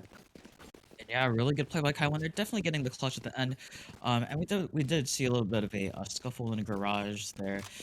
On the side of Taipan, a really interesting play, uh, using Gorlock's Prowler, getting a little bit of info there, and then full swinging out with Zamal, I believe, and that was a really really good play on Taipan's side. And unfortunately, they did get quite a bit picked, but in the end, a no edged him out. So definitely have to see what a no tries to bring to the table this round. And it look like again, somewhat of a slow round. So we're definitely gonna have to see what a no has in store for us. It's been a much more slower playstyle from a no squad here, but we've seen that when they go aggressive, they can get onto those sites very, very well. They did a very good job of being able to get that spike plant down, which is also something very important for when it comes to the economy because the spike plant gives you a bit of extra money there. But right now, the ult hasn't popped by Zamal, and I don't think he's been too crazy with it, but he might make that change right now. He's still got at least this round, right? If they win to make something big happen here, and we'll see if he can make those jet dreams come true. But right now, it looks like the C site is where the action is going to be at, and that's not where he is. So, gonna have to hold on to that element for a little bit longer. But a quick rotate means that 3 people are already over here in the CT corner, and one of them finds the head of Lee Dino as he pushes on the site. So no more crazy lurk plays coming out here, and instead they're just gonna give up site control and go for the full retake once the smokes go down. So now, it is in the hands of no. They're down a player. They have to be able to win this if they want to continue playing. But it's going to be Mosey who jumped through with again the Prowler, and the nice gravity surge there means that Casper's not able to move away. And with one enemy left alive, it is just Kirito, the man, the myth, the legend. He cannot dual wield enough right now as Saint takes him off, and in a flawless round, it's going to be Taipan Esports once again winning and moving on to the grand finals.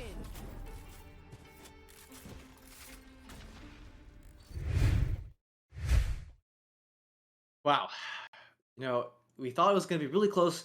We had the 6-6 half, but in the end, it's going to be Taipan who just come away with that big lead once again on that defense side where we've seen them play so amazingly so far. Yeah, and Taipan definitely one of the strong contenders for overall. They did really really good against Moonrise as well. I definitely thought going into this map they were really really strong. They definitely showed their fangs for sure. You know, the first half it was a little bit more, I suppose, balanced. But honestly, if they did just win that bonus, they were really close to. They could have, made it even larger gap to the score here. And there was really good plays all around. Definitely, Muxmuzi, Zamal, Juice, all of them making really, really great plays. Even Gorlock, everyone all together as a team, their cohesion is really, really good. Their plays are very coordinated and very calculated, and that's why I really think that this is one of my favorite teams for the finals, or Yeah, my pick. and I mean, when you look at just how they were playing their utility, you don't really see that in most of your, typical range or casual play that, just like perfect timing that they have the swings on the flashes. That's something you only see in this kind of, practice competitive environment as well as in higher level games. But even then, you yourself as an immortal have definitely, not had the best experience, am I right, when it comes to that, timing that utility with your team?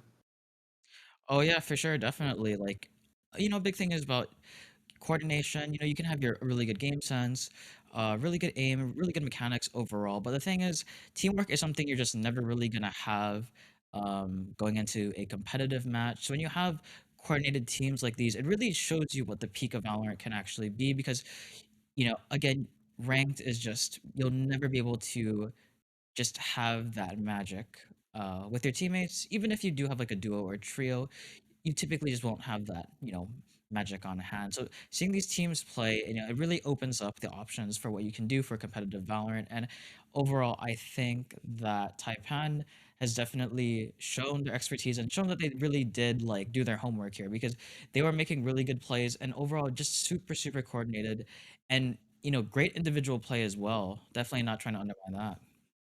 Yeah, and I mean, this is the big point of, the Frost Esports Whiteout Valorant tournament that we have going on. You're trying to give a place for a lot of these teams to kind of both just practice and also show off their prowess because this is a free tournament, so it's open to anyone to really join. So you're going to have these teams who, maybe they haven't really had the chance to go into some of those bigger or some like the collegiate circuits or any other place, have a chance here to kind of show off how well they've been practicing as a team. And Taipan very clearly is one of those squads here who has very clearly been putting in the work, putting in the hours, and is an amazing team. And I can't wait to see them in the grand finals. Now, is there any other thoughts you have before we take a break? Because we are still waiting on the results of our last match to get our finals match being streamed.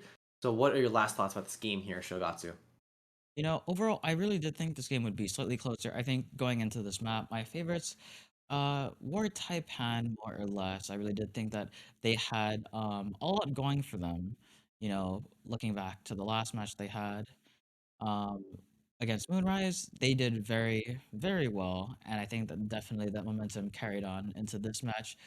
Um, on the side of Unknown, though, I think they definitely had very, very interesting rounds where I think they should have lost those rounds, but they definitely brought it back. So that was very, very surprising to me. So overall, I think both teams did very, very well, and I'm glad to see that like Unknown definitely like we're fighting until the end. That's for sure.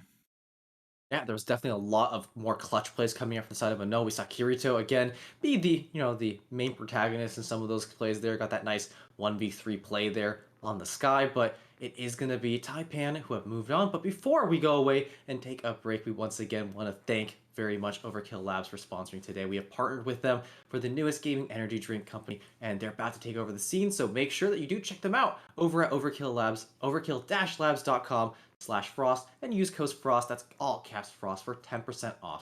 But we're going to go to a quick break. When we come back, we'll be right here with the grand finals of the Frost Esports Whiteout Valorant Weekly. So make sure you don't go anywhere and stay tuned.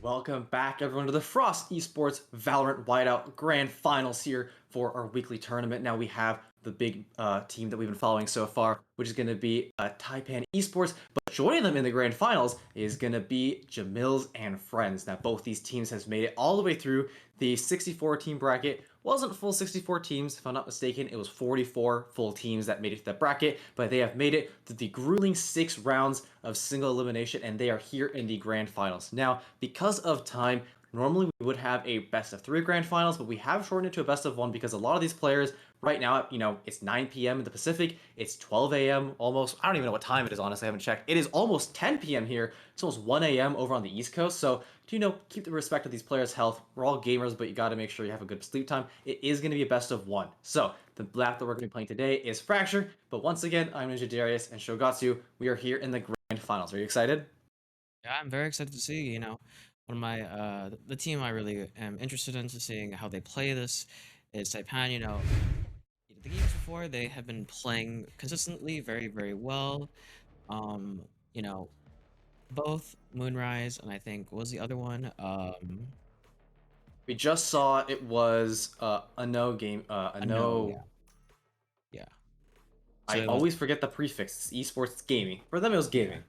Yeah, I think it was a no. And both times Taipan, they showed that they had like a lot of coordination and overall a lot of good individual play as well. So I definitely want to see how they fight against Jamil here.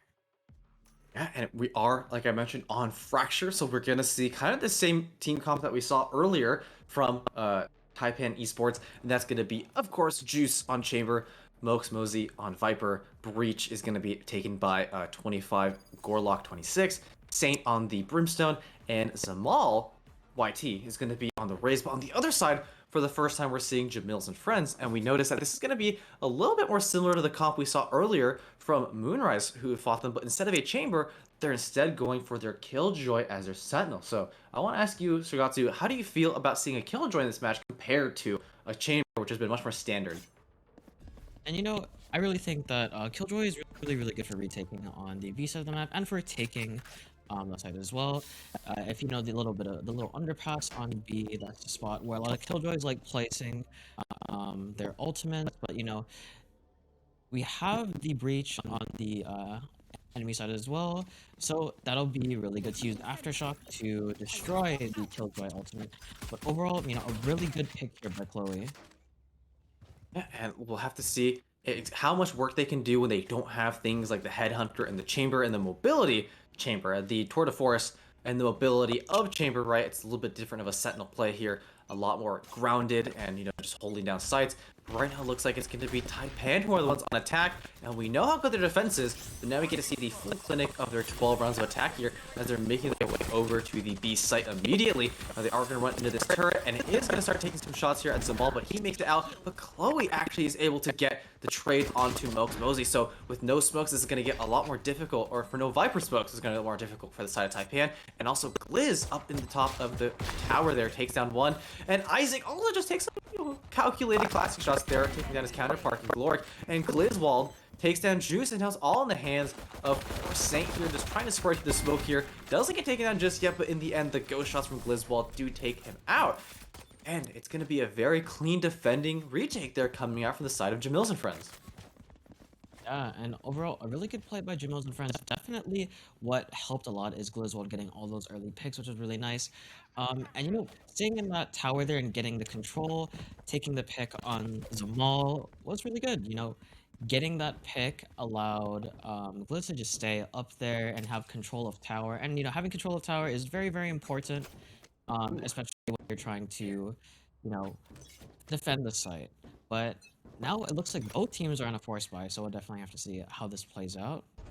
Yeah, it's interesting to see that they're going for this force. So we do see that Azrex right here, who's playing the Jet for the side of Jmillz, has kind of pushed very aggressively right now into the A main side, but no one is there to contest it. Instead, it looks like this is going to be a slow B hit from both directions right now. However, a classic shot does go through from the side of Taipan, so some info has been given, And right now, Jmillz and friends are just rotating back and forth, just deciding where they want to stack. They have all that killjoy utility onto the B side, so they can feel like they have a little bit of an advantage here right now, because that's the main thing that Taipan don't have is utility from a Sentinel the way that Killjoy brings, being able to shut down big pushes here. However, the execute now coming out as they're getting onto site. They've made it here clearly, but they haven't cleaned out the tower just yet. Jmillz, Chloe is there, and a nice job there getting hit by the concussion means Chloe can do quick work of the team using their Spectre, and Mousy only is able to get one before getting traded out himself, and now it's once again just one player left alive getting shot that same smoke we saw before. And almost a repeat of the pistol round there. It's going to be 4 players left alive for the side of Jmillz and friends. Yeah, and Jmillz and friends definitely had a really good pick. That was a really good coordinated pick with I believe it was it was the breach. I'm not really too sure who that was exactly. Breach for the concussion into tower, I'm pretty sure. So it was Jmillz. That was a really good play. Getting that concussion, playing with Chloe there, that enabled Chloe to get 1 or 2 picks, which was really nice. And now Taipan is in a really bad spot because they just lost 2 rounds in a row and they're still on an eco. So we're gonna definitely have to see what they're gonna do to change up the pace and what they can do to maybe take this round away. And that's the cost of forcing that second round, right? When you lose and you don't have the good money that you get from winning, especially losing so many players and not taking out any from the side of Jmillz and friends. This can be very difficult. It looks like Azrac just wants this fight. He dashes in immediately, but actually loses the gun duel here. Looks like Zamal's a better duelist in this encounter. But on the other side of the map, the team has been putting down damage, but Chloe is just taking control of the tower. That tower belongs to Chloe, and no one else can get into it right now. And yeah, so far, they're kind of just walking up here A main, but it does look like Jmillz and friends do have this read. They're just keeping Chloe on the B side and just a really slow push here.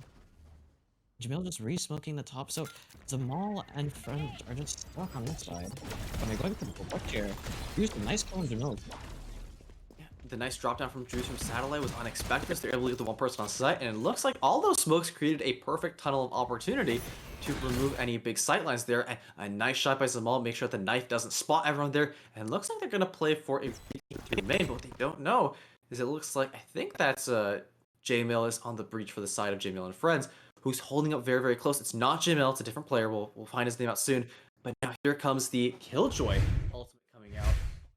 It looks like this is going to have to be a pretty big retake play here as we're going through. The door opens and Zamal once again doing deadly work there with the Sheriff. Finds the head of Isaac, who is the player on the breach. But the defuse is coming out and no one is there on the site to defend it. Juice is able to get from the side of A main. But now it's just going to be Chloe, the last one alive, who's able to get 2 but not able to make it anymore. There, Juice gets a 3k for himself. And that's going to mean that Taipan win their first round here on the Grand Finals.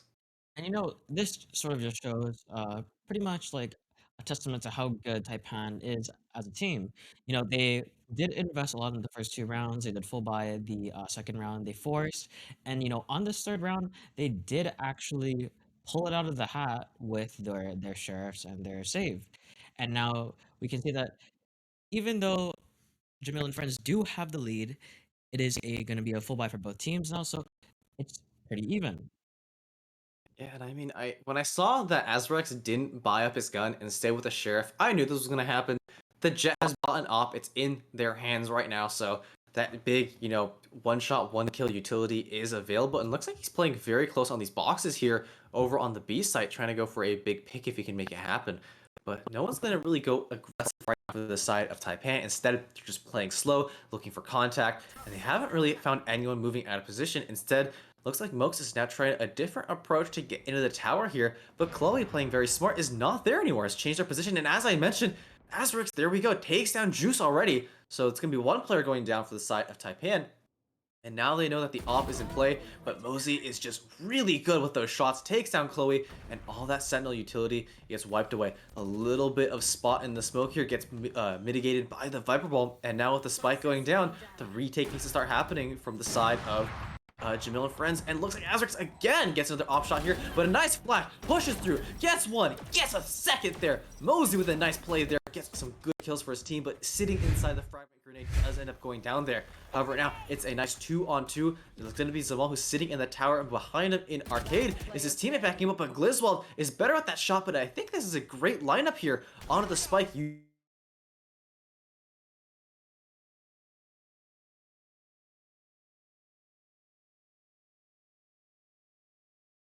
now. And even though he's just sticking that defuse, there's nothing he can do because Isaac is just able to have the better shots onto Gloric. And with that, it's going to be Jmillz and friends winning round 4 here. Yeah, Jmillz and friends definitely had a really, really good retake on the site. And, you know, I think Taipan definitely had, you know, the utility for that round, but unfortunately, you know, Mosey did get those 2 picks there, but unfortunately, it was not enough to hold the site. So, very interesting to see how this next round will play out. We do have the KO ult. You know, I've always been raving about KO this entire time as we've been casting, so I definitely want to see this being used to just bum rush the site and, you know, take it. And here we go, the showstopper's being immediately used by Jmillz as he tries to get onto site to clear it. And this has been something that we've seen a lot so far. We see that they use the showstopper as well as the Brimstone ultimate to clear the A side of any player sitting on top of it.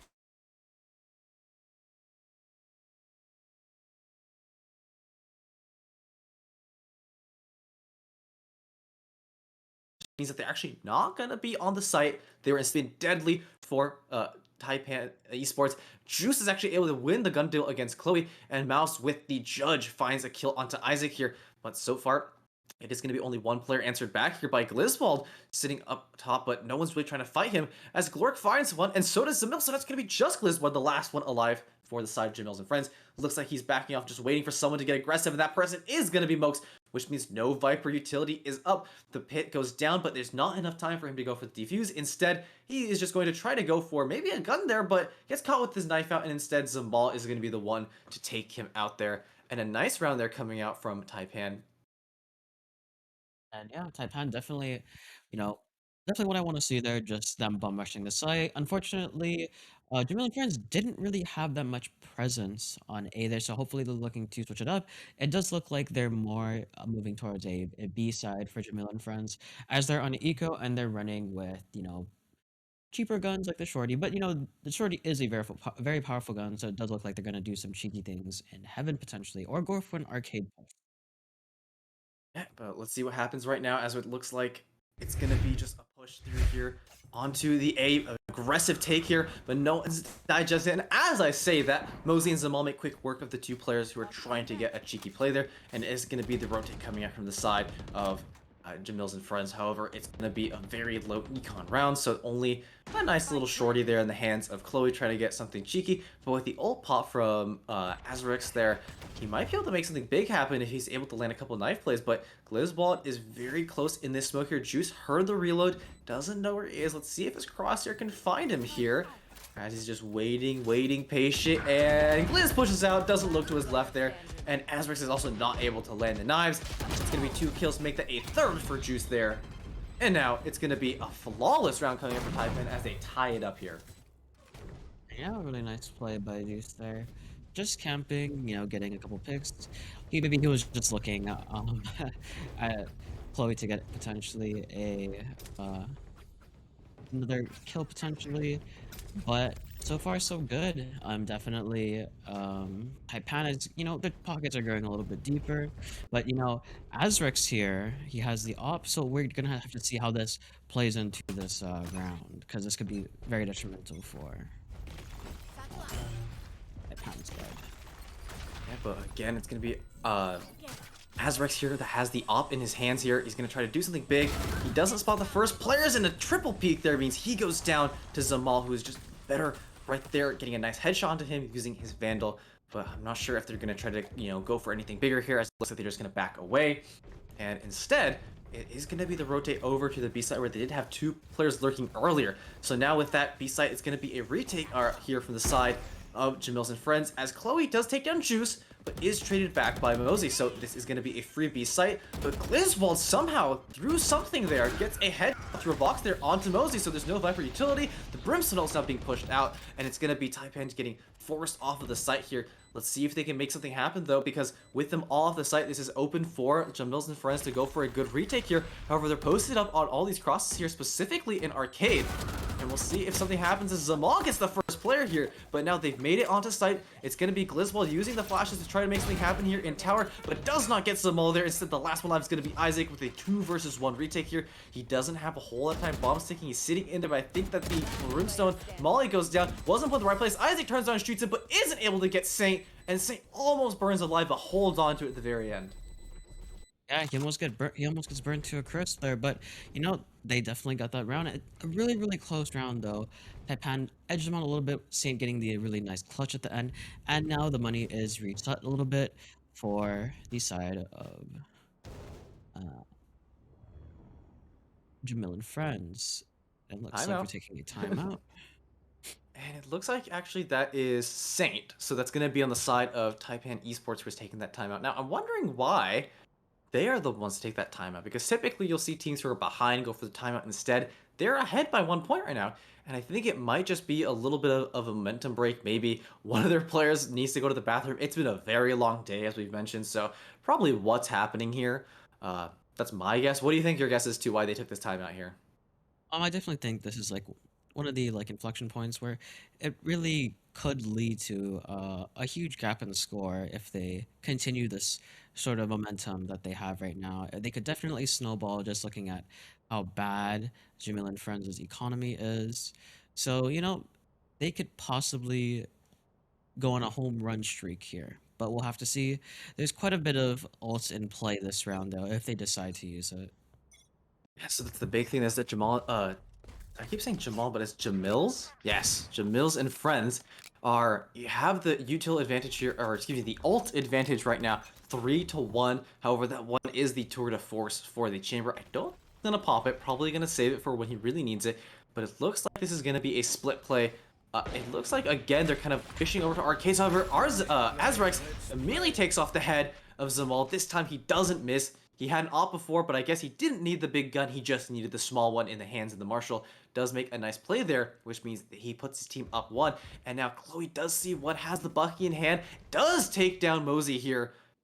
But now it looks like Juice, I thought he wasn't going to do it, but he's decided he needs this tour to be in full force now. And has popped his ultimate, but now is just backing away from this position here. Instead, his team has Raptor run over towards B. It's going to look like a possible B execute. However, there's still 3 players here on the B site for Jmillz and friends, so this is going to be very difficult for them to go. Yeah, a little bit of Gorlak getting a nice kill on Chloe here, and it does look like everyone is going to rotate back. Isaac is stuck behind the smoke, though, and unfortunately, Taipan is getting this site. And looks like Isaac is going to go for an ult here, and it looks like they're committing. Oh, it looks like an aftershock. And Saint is just going to stick in the corner. And it does look like Isaac is committing the breach ult. Does get the kill on Saint. Yeah. Goes to clear And tower. once again, it's going to be the arcade plays here happening, as it's going to be the interesting retake, but it's just not able to be happened here.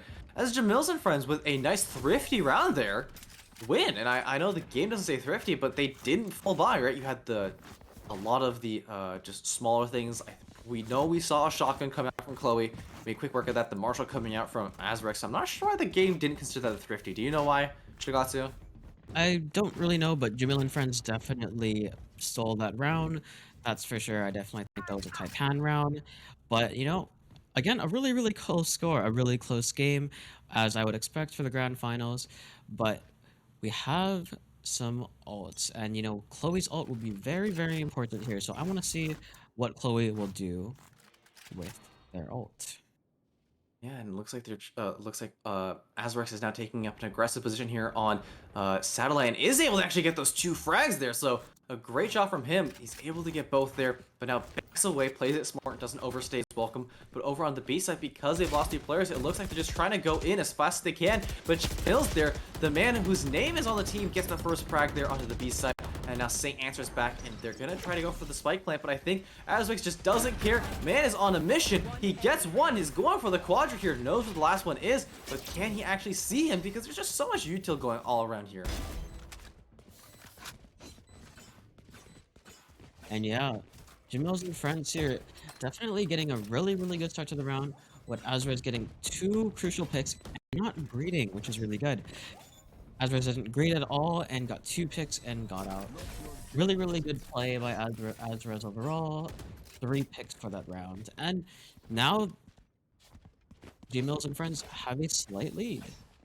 So we're gonna see if they continue to lead into the half, or if it becomes slightly more even.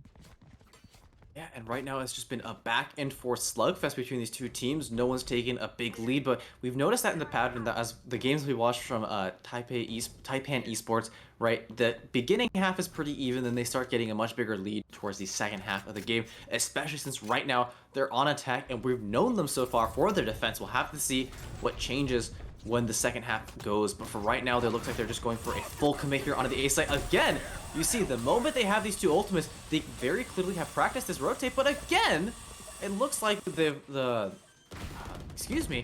looks like Jmillz and Friends has read this play here, and Juice drops behind Isaac somehow there. It looks like they cross each other like two ships in the night there, and managed to get out just fine. So it's going to be a very interesting retake position here as they push all the way back into A main, and Mousy finds Chloe as well. So it's going to be a difficult play here from the side of Jmillz and Friends to go for the retake. However, Glizzball, I think, saw the foot of Juice there, sprays him through the box. One player has been traded, but now they have to get the rest of the players. Only one person is on site. There's a good turn there, but isn't able to find Azrex before he guns him down there. And now the teams are on the site. The Brimstone Mullet has been used, pushes them off that. But now it's gonna be Azrex who pushes like a madman, but gets taken out by Saint. It's gonna be Jay who's trying to go and get something done here, but only gets one player. The bomb takes down. Glizzball pushes through to try to get more, but is not able to finish off the. Actually, is able to finish off the team, but does end up dying to the bomb, and now the map is tied here 5-5. And yeah, overall, they tied it up again, and now it's 5-5, but everyone was wiped.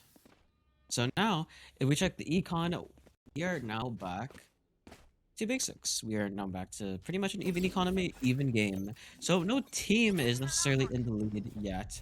There is no big gap. There is just nothing. But we did see Azrez getting a lot of kills in the previous round, so we can see if he pops off again with the op. Yeah, but this time he's not going to peek A. He's going to go for the arcade peek where no one is because it's another A take here. So it looks like Jmillz and Friends have done a good job reading when their ultimates are available to not stack the A site, but now with the Viper's Pit, they feel comfortable to take this, and Zamal gets the better read here on Jmillz, who's not able to get the shots down, and now this spike hasn't been planted just yet, but it's gonna go out here in the open, and looks like Mosey's just gonna use the Judge here inside of his smoke, but we do hear that the initiation has come down from Chloe here to put the lockdown in play, but it has been destroyed, I think by the Aftershock, most likely from Breach. We weren't able to see that, but Juice in the backline finds 2 kills before Azrex finally shuts him down, and now Chloe is trying to use her boombot, but actually finds Mousy through the smoke there, as well as Zamal. So now this is an open map here. It's only 2-on-2 players. The turret is available for Chloe to try to catch some space for her, but it looks like the flash is going to make her back away. Azrex peeks in, jumps in, gets the up, has the dash, goes for one more, touches it. It's going to be Chloe going for the kill, and Glork does go down. And it's going to be Jmillz and Friends winning this round here. Yeah, and Jmillz and Friends clutching it out again, another round, and edging out the game slightly more with one more on the leaderboard. And you know, when you're on defense, you need as many rounds as you can get. And Jmillz and Friends are definitely, you know, almost there. If they could get to a 7-5 half, this will look really pretty when they're on attack, because attack generally, I would say, is a little bit more difficult on this map. And you know, overall, I would say it was a really, really good round for Chloe there, getting a lot of kills and a lot of value off of her own play. So we'll have to see what will be the dynamic change for this round. And the unfortunate situation for Taipan Esports is because they had bought so heavily, they don't have money for this last round of the half here. But instead, it looks like they're going to go for an aggressive B push. They do, however, have Mousy, their Viper, hiding over by A, so I think they're just trying to get as much space as possible. But if Gorlock is not careful, he's going to get picked by that op here. So we'll see what happens, because the Viper wall, again, from the side of Taipan has been put down A. So they're not fully committing here, that's for sure. Chloe, though, sitting in the top, does get spotted here, or their turret gets spotted and taken down now. And Isaac has righted out Mousy, who was just trying to do their best over in the satellite. But now, here comes the execute. The nice flash by Glizzbard over the box gets one person down. And now all the utils being thrown out. 3 agents suppressed, but he's being shot through the boxes. And it looks like it's not going to be the back off. Instead, they're standing their ground. Taipan are going to go for this. But the knives, the op, everything. Azrex overstayed his welcome there, gets shot through the boxes, and now finally it's going to be Taipan rotating off of B and going over towards the A site. And yeah, if we look overall, Jmillz and friends, they do have a lot of map control here. So, Taipan Esports will only have a main to work with. They only have a main in Sands that they could potentially get control of. And it does look like they're getting ulted out here. Nice ult on Isaac, and they're using another ult here. And Jmillz gets 10 juice. seconds left. Jmillz does get juiced, but he's not juiced just yet. Isaac instead gets the last two there as his breach. Why did his breach charge get Isaac there? Interesting. Well, either way, it was a very good round coming out from Jmillz and friends, and now they are the ones in the lead. But this is where Taipan Esports shine. It is their defense, their bread and butter. We've seen them be amazing twice already. Let's see if they can make it happen a third time as we transition into the second half. Yeah, and definitely this could be a really, really close game depending on how this goes. It could skew in either direction here. It could go back to more of an even game, or it could go towards Jmillz and Friends' side. They could get this round. But, we did see how good Taipan is at winning these eco rounds. So we'll have to see how that really plays out into this half. Yeah, but we've seen that, for the pistol round at least, it was Jmillz and friends who won that. They won the first two. Maybe that this something can happen here for Taipan Esports. They definitely want to be the ones to start putting their foot in the door for the second half, because we mentioned their defense is great, and if they can keep getting wins here, it's gonna feel even better for them. But it's gonna be just a full A take now coming out for the side of Jmillz and friends, as Blizzard was going in deep there alongside of Azrex, but both of them get out relatively unharmed there. Instead, it's gonna have to be the full 5-man retake, but Zamal finds Chloe from over at, let's see where that was. Oh, Chloe was actually lurking really, really deep over into the second T-spawn by the zip lines, but now it's going to be Mokes Mosey here, hiding by this door, waiting for someone to push him, but Juice on 1 HP. This is a very dangerous situation for him. Gets his gun put away by the knife here. They know Blizzard is back there, but now he gets concussed, but Zamal doesn't care. Gets one before Jmillz takes out Mosey from the door, but now Azrex firing through the things. Juice still on 1 HP, gets one. Zamal gets a third here, and Zamal is doing an amazing job as Juice is able to finish off 25. Isaac, people, Juice. I lost my train of thought there. Juice is able to finish off the last person on the side of Jmill's team, and that means that it's going to be Taipan who take the round here, and gotta feel good about that moving into the second half. And yeah, I just like to highlight Juice was like really, really low the entire time. It's like 1 HP. So really nice work there. So Taipan, again, bringing it back, showing that, they're definitely not gonna let Jmillz and friends take any sort of large lead. They're definitely keeping it as close as possible, and we're gonna see if Taipan can win this next round, or if Jmillz and friends could create a little bit of an upset. That's the big question, but a quick dash coming out from Azrex already, and looks like they're going to go for this heavy A commit again. No one is on site to defend this. Instead, the smokes are coming out, and likely this is just going to be a full retake, but we do have a late player sitting over in the main. That's going to be the Brimstone for the side of Jmillz, and looks like Zamal actually a nice grenade there. The paint shells gets one player, so they are available right now to have the man up. Azrex finds Saint, however, Mosey answers back here. And so far, it's been a 1-for-1 back and forth. However, the gun advantage is in the hands of Taipan Esports. The flash tried to be used there, but they just overwhelmed them with sheer numbers. And the Viper's bite, snake bite, excuse me, goes away. And looks like they're going to give the defuse over to Zamal after concussing him just a little bit for good measure. Oh yeah, and Taipan Esports cheers another round. And only losing one person, which I believe is Saint. So very good overall. So we're gonna definitely have to see what Jmillz and friends' response is to this sort of bonus round. So what they're gonna do, definitely when you're playing against Spectres, you don't really want to play too close, because Spectres are notorious for being able to just run and gun people, and are very, very strong close range. So we're gonna have to see what Jmillz and friends are going to do to make sure they can secure this round while also not losing any guns if possible.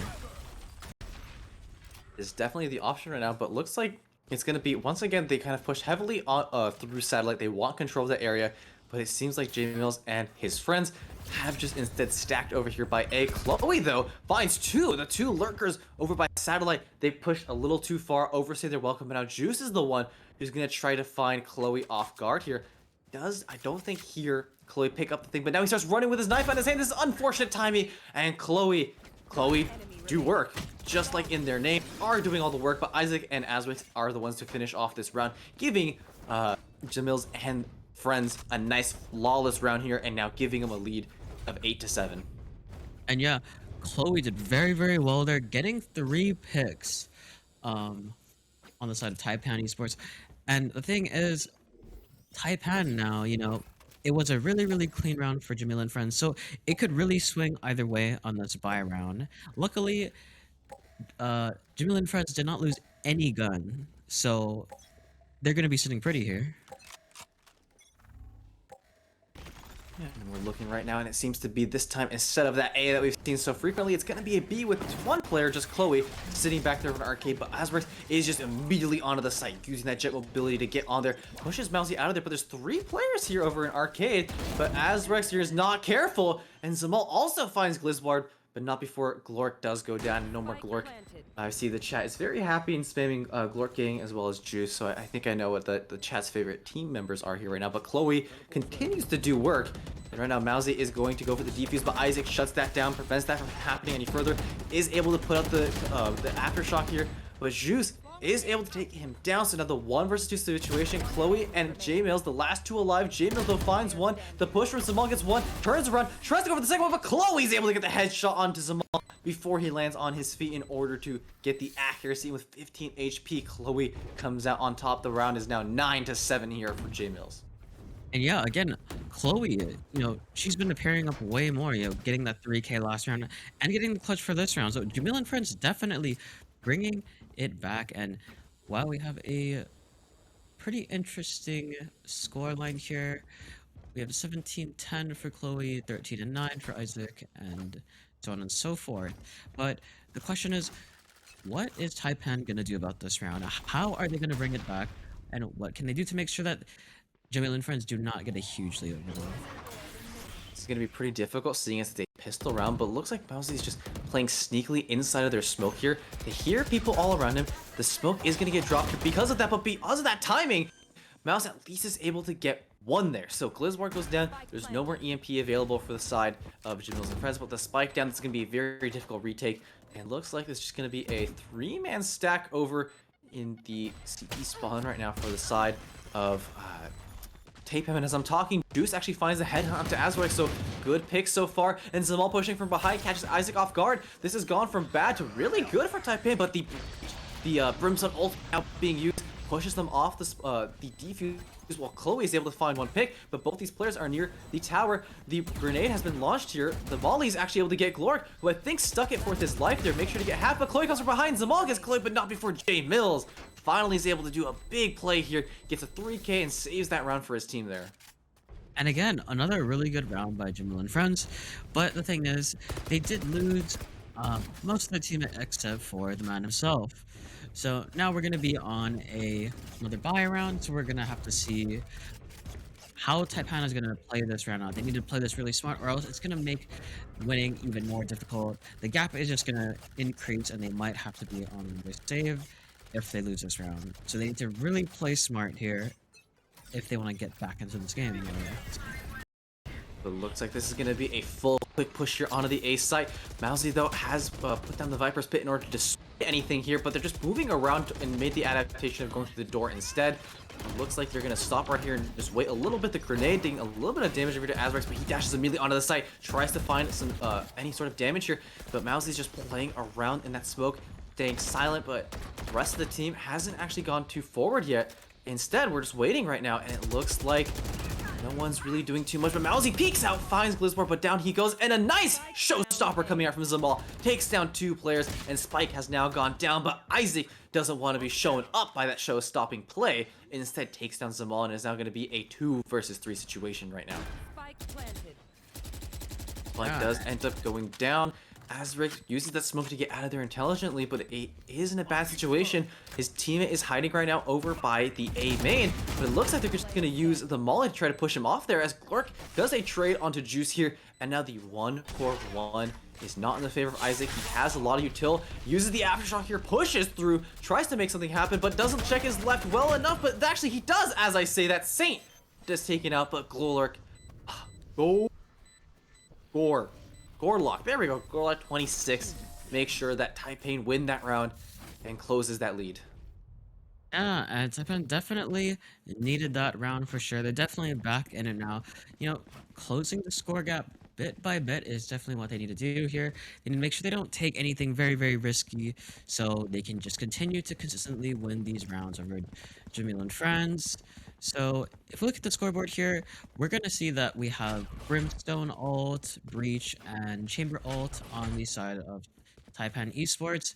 And we're going to have to see what exactly they're going to be used for this round. And we do have the KO ult on the side of Jmillz and friends. So this could potentially be used for retail. Yeah, with that chamber op being pulled out, I mean, the KO would be used to shut it down, but as we say that, Juice and Mousy Mouse take down both those important players there. However, Azrex does get a knife kill, but is answered back by Zamal, so the trades have not been going in the favor of Jmillz right now. Instead, it's Taipan who are the ones who are on top, but they're not going too aggressive right now. They're just holding this position, waiting for the rest of Jmillz's friends to push into them. And just waiting right now because it doesn't look like they have the spike. I don't think. No. So it is going to be Isaac who has a spike in his hands here, playing with Jmillz on the Brimstone. They're kind of waiting around, deciding what they want to do, but they are going to run into that trademark, and that's going to spot them if they're not careful. Yeah, it does look like Jmillz and friends are looking to take the A side here. Hopefully they get the trademark. They do get it at the last second, but fortunately for them, Mousy getting a good pick on Jmillz here, and Isaac is the last one left. Good Viper one-way shows just like the mastery of the character on this map. Clearly, Taipan do enjoy this map a lot.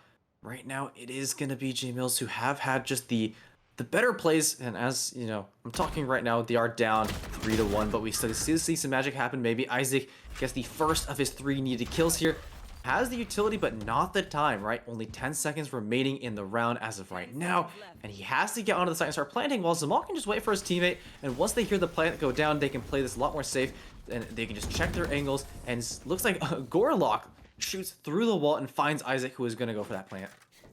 And yeah, Taipan needed these rounds to get back. And look, it's a 10-9 scoreline. It's really, really close now. Taipan can definitely take the lead here. They're in a really, really good position. They have the momentum. They can definitely take the win here. If they continue this momentum, they will potentially be able to close this game out quite strong. But Jmillz and friends, they really, really need to get another round on the board. They haven't really gotten one for a little bit, so they definitely are in need of one. Yeah, but we look at the money right now, and it looks pretty even on both sides, minus the fact that Azrex has gone for this Judge and Light Armor. He's the only, black sheep in the crowd of rifles here, but then again, the Judge is a very powerful gun in its own right. However, right now, there's nothing, they've just kind of given up the B site, it looks like. Instead, they're going to go for the full retake as Chloe do that work, puts the spike down. But right now, Jmillz is going to catch Saint with his utility in his hands, headshots him, takes him down, but Zamal answers back onto Glizzwald. Now, Azrex has pushed through into the CT spawn. However, the attacker, Killjoy, has put the lockdown down to force this defending spawn team to leave. Gorlock is able to actually get Chloe to work through the tower using that aftershock. However, Juice is now on the taking down a lot of kills. Gets another one here. One person left alive, and it's going to be the Rolling Thunder. That is the ultimate sound for Breach, but Zamal is just better on the draw. Finishes him off here, and we are at a tie game here at 10-10. Yeah, again, I did say that the Killjoy would be really good, and Chloe, was using the ult at a crucial moment in time, but unfortunately, it was just not enough. And it looks like we're getting a pause on Taipan, Jmillz and friends' side, but, overall, I think that this Breach pick, Gorlock, that Breach pick has really, really been useful against countering Chloe's ult. And we're going to definitely, it's been a pain in their side the entire time. So we're going to definitely have to see what Jmillz and friends is going to do to break the sort of momentum that Taipan has. And I think this is the what I would say is kind of the difficulties of playing Killjoy on a map like Fracture, especially when a breach is present, because Chloe has been doing a good job just getting kills on their on their own right. We see they're top of the scoreboard for the side of Jmillz and friends, but they're not really getting a whole lot of use of their utility. I don't think a single one of their lockdowns has completed unless I think there was one where Taipan were leaving because they're dead anyways. But my point is, it's very difficult because of how many corridors there are where the Breach can just throw the Aftershock and destroy that. Instead, this is why I think Breach is such a good pick on this map, is because there's so many angles that you can use your util to get a lot of use and just a lot of value out of them. Yeah, I definitely agree. That's, the whole reason why you bring Breach on this map is to sort of counter a Killjoy pick. And it does look like Jmillz and friends are going full commit to A here.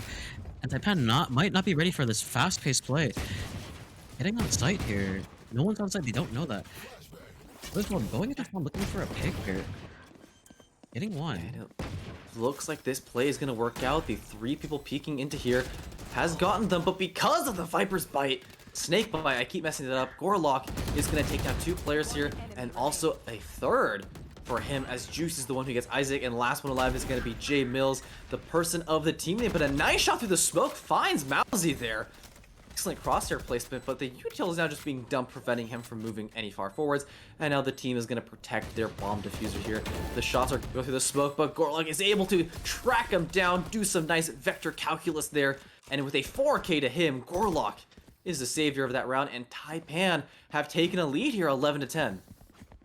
And yeah, Gorlock definitely securing those kills, definitely what they needed that round. But Jmillz and friends, I really like the energy they had that round. They just ran it down, got onto the site, and got the bomb plant. So this is the most crucial round in the game now. The score is very, very close, and this is going to be, this is going to determine whether Taipan Esports gets to match point or if they tie it up 11-11.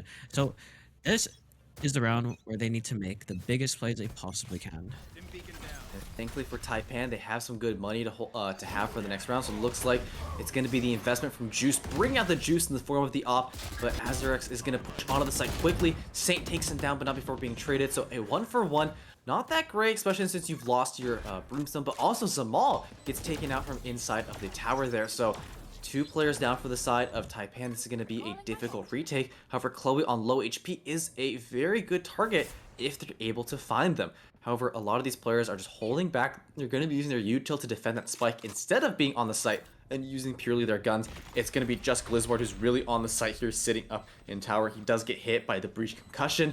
So now it's going to be the slow play coming out from the side of Taipan as they're waiting for the util. Mouse actually gets 2 players already here. The pop flash is being put out, actually catches, but Mousy is just too good right now. The 3rd kill for him. Juice is the one that finishes off Glizzard, and that's going to be Taipan are now going to the match point. And yeah, wonderful play by Taipan there. I did think that Jmillz and friends were going to potentially get this round with the amount of post plant they had, but unfortunately, they were just dying in main. And that definitely made them lose that round there. And now Taipan Esports is on the verge of winning.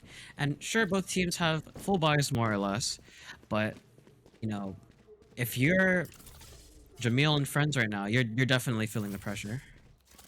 And this is it. Big moment here for Jmillz and friends. They need 2 rounds to tie it up and take this map to overtime, but I don't think that Taipan want to let them have a single inch, as Mouse is immediately going to Viper's Pit here on A. However, this is not the place that they want to be, as the B site looks like where the attack's going to be, and again, Asbrecht just immediately dashes on to get space, but Zamal actually finds Chloe through a small gap over there. Chloe was lurking over by Arcade, but Asbrecht answers back and takes down Zamal as well. And now it's going to have to be the retake from Taipan. This is it. This is their match point. They can win it here right now. All they need to do is defuse that spike.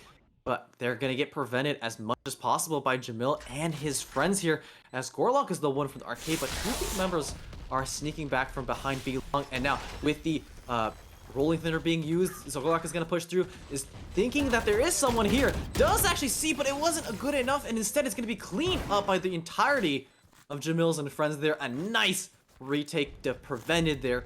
4 of their members stay alive. And yeah, what an interesting round, Jmillz and friends definitely, not taking it down. They're definitely getting back up, that's for sure. And it's 11-12, very, very close. We could potentially go into overtime here. Jmillz and friends one round away. And again, full bias for both sides. And we have Isaac's ult in play, and we have the Maul's ult in play. So, this could definitely change the dynamic here. We definitely saw throughout the entire match that Zamal is definitely more aggressive, but, we will definitely see what is going to happen this round. Looks like the decision is to run the same play. However, there's a lot more people on top of B right now, as both Juice and Mouzy are there. However, instead of pushing really, really fast, they kind of stopped their push. They used the Brimstone util, but now here comes the Killjoy. This time, will it actually go off, or will the Breach be there in time to cancel it? I don't think he can, because he's just too far away. And here comes the execute. The dash onto the side, but tower is not getting taken out. The teleport away by Juice means that he survives, but instead, one player does in fact get detained here. So the util by Killjoy, very useful. Two players in tower. The Mouzy is just playing underneath here, playing it slow, but has attached himself to the ropes. Goes up and actually hits Azrex in the head. Goes for the go back as Gliswold is also hit by the utility there. And now Taipan's just gone onto the site for free. This has to be the retake instead, coming out from the side of the attackers. The Rolling Thunder has been used to try to persuade them off. Isaac pushes through, but there's just too many smokes. Isaac only able to get one. Mouzy gets a third kill here. Tries to go for a fourth, but is shut down by Jmillz. Jmillz has to come big here. That's the second kill for him. But the Mouse has already been halved. He does use the ult in order to stop them from pushing any further. Saint now only down to 70 HP, but it's going to be Juice with barely any HP. He's going to go for the stick at the landing. Jmillz gets a third here. He has to get this final kill here, but Juice hits him. It's half, and I think he has enough time. And with that incredible play with 0.06 seconds, it's going to be Taipan Esports who are your victors today. And wow, I could not have said it better. This is just a wonderful ending to the grand final. Such a close game, one round difference with a 0.06 on the clock for the defuse. And at the end, that was a really, really great play by, I believe it was Jmillz, definitely edging it out to the end, but unfortunately the bomb does get defused, but nonetheless a very, very good try. Yeah, that was just an incredible game throughout. I'm so happy that we were able to have such a good match as our grand final. It wasn't the overtime, infinite points that we would, like to see, but it is getting late, and I'm still very happy that both these teams came out here today and put on an amazing show and, put their hearts out there. We saw a very nice back and forth. One team took the lead and the other came back, but in the end, it is going to be Taipan Esports, the team that we ended up following through the bracket, who are going to be the grand finalists and the victors of the Frost Esports Whiteout Valorant Weekly Tournament. So congratulations to Taipan Esports, but also congratulations to Jmillz and friends who made it so far and pushed Taipan to such an extreme game. And I'm so proud of both teams here. And yeah, I couldn't agree more. We've been following Taipan ever since the start, and they've been just consistently showing us that they have been doing, great overall. And their team play, their individual play, they're just a great team overall. And I really, hands down for them, just great players. And GG for every team that participated in the event. Every team played very well, and I'm just glad I got to participate in this event. Yeah, and let's just take a quick moment. I have the, match score over here to take a quick moment and just highlight a couple things. And the big one I want to talk about is on the side of the Jmillz and friends. We have Chloe do work, who was at the top of the scoreboard for her team there, or for their team there, at 272 match score, got 21, 18, and 4. But at the top of the score for the other side at Taipan, it's going to be Zamal YT, who had a 322 combat score. Playing raised though, so you're going to get a little bit more combat score. You know how it is with those nades. But an excellent showstopper play was one of the big highlights of the game, where he got that nice two-man ultimate there. So an excellent job from him. But I just want to once again say thank you for all the teams who participated this week. And we will be having another Whiteout weekly tournament next week, July 7th, where we will be changing up the rules just a little bit. Hopefully, we'll be able to get the schedule a little bit better, because it did run very late tonight. But we want to thank all 44 teams who participated tonight for coming out here and making this event as amazing as it was.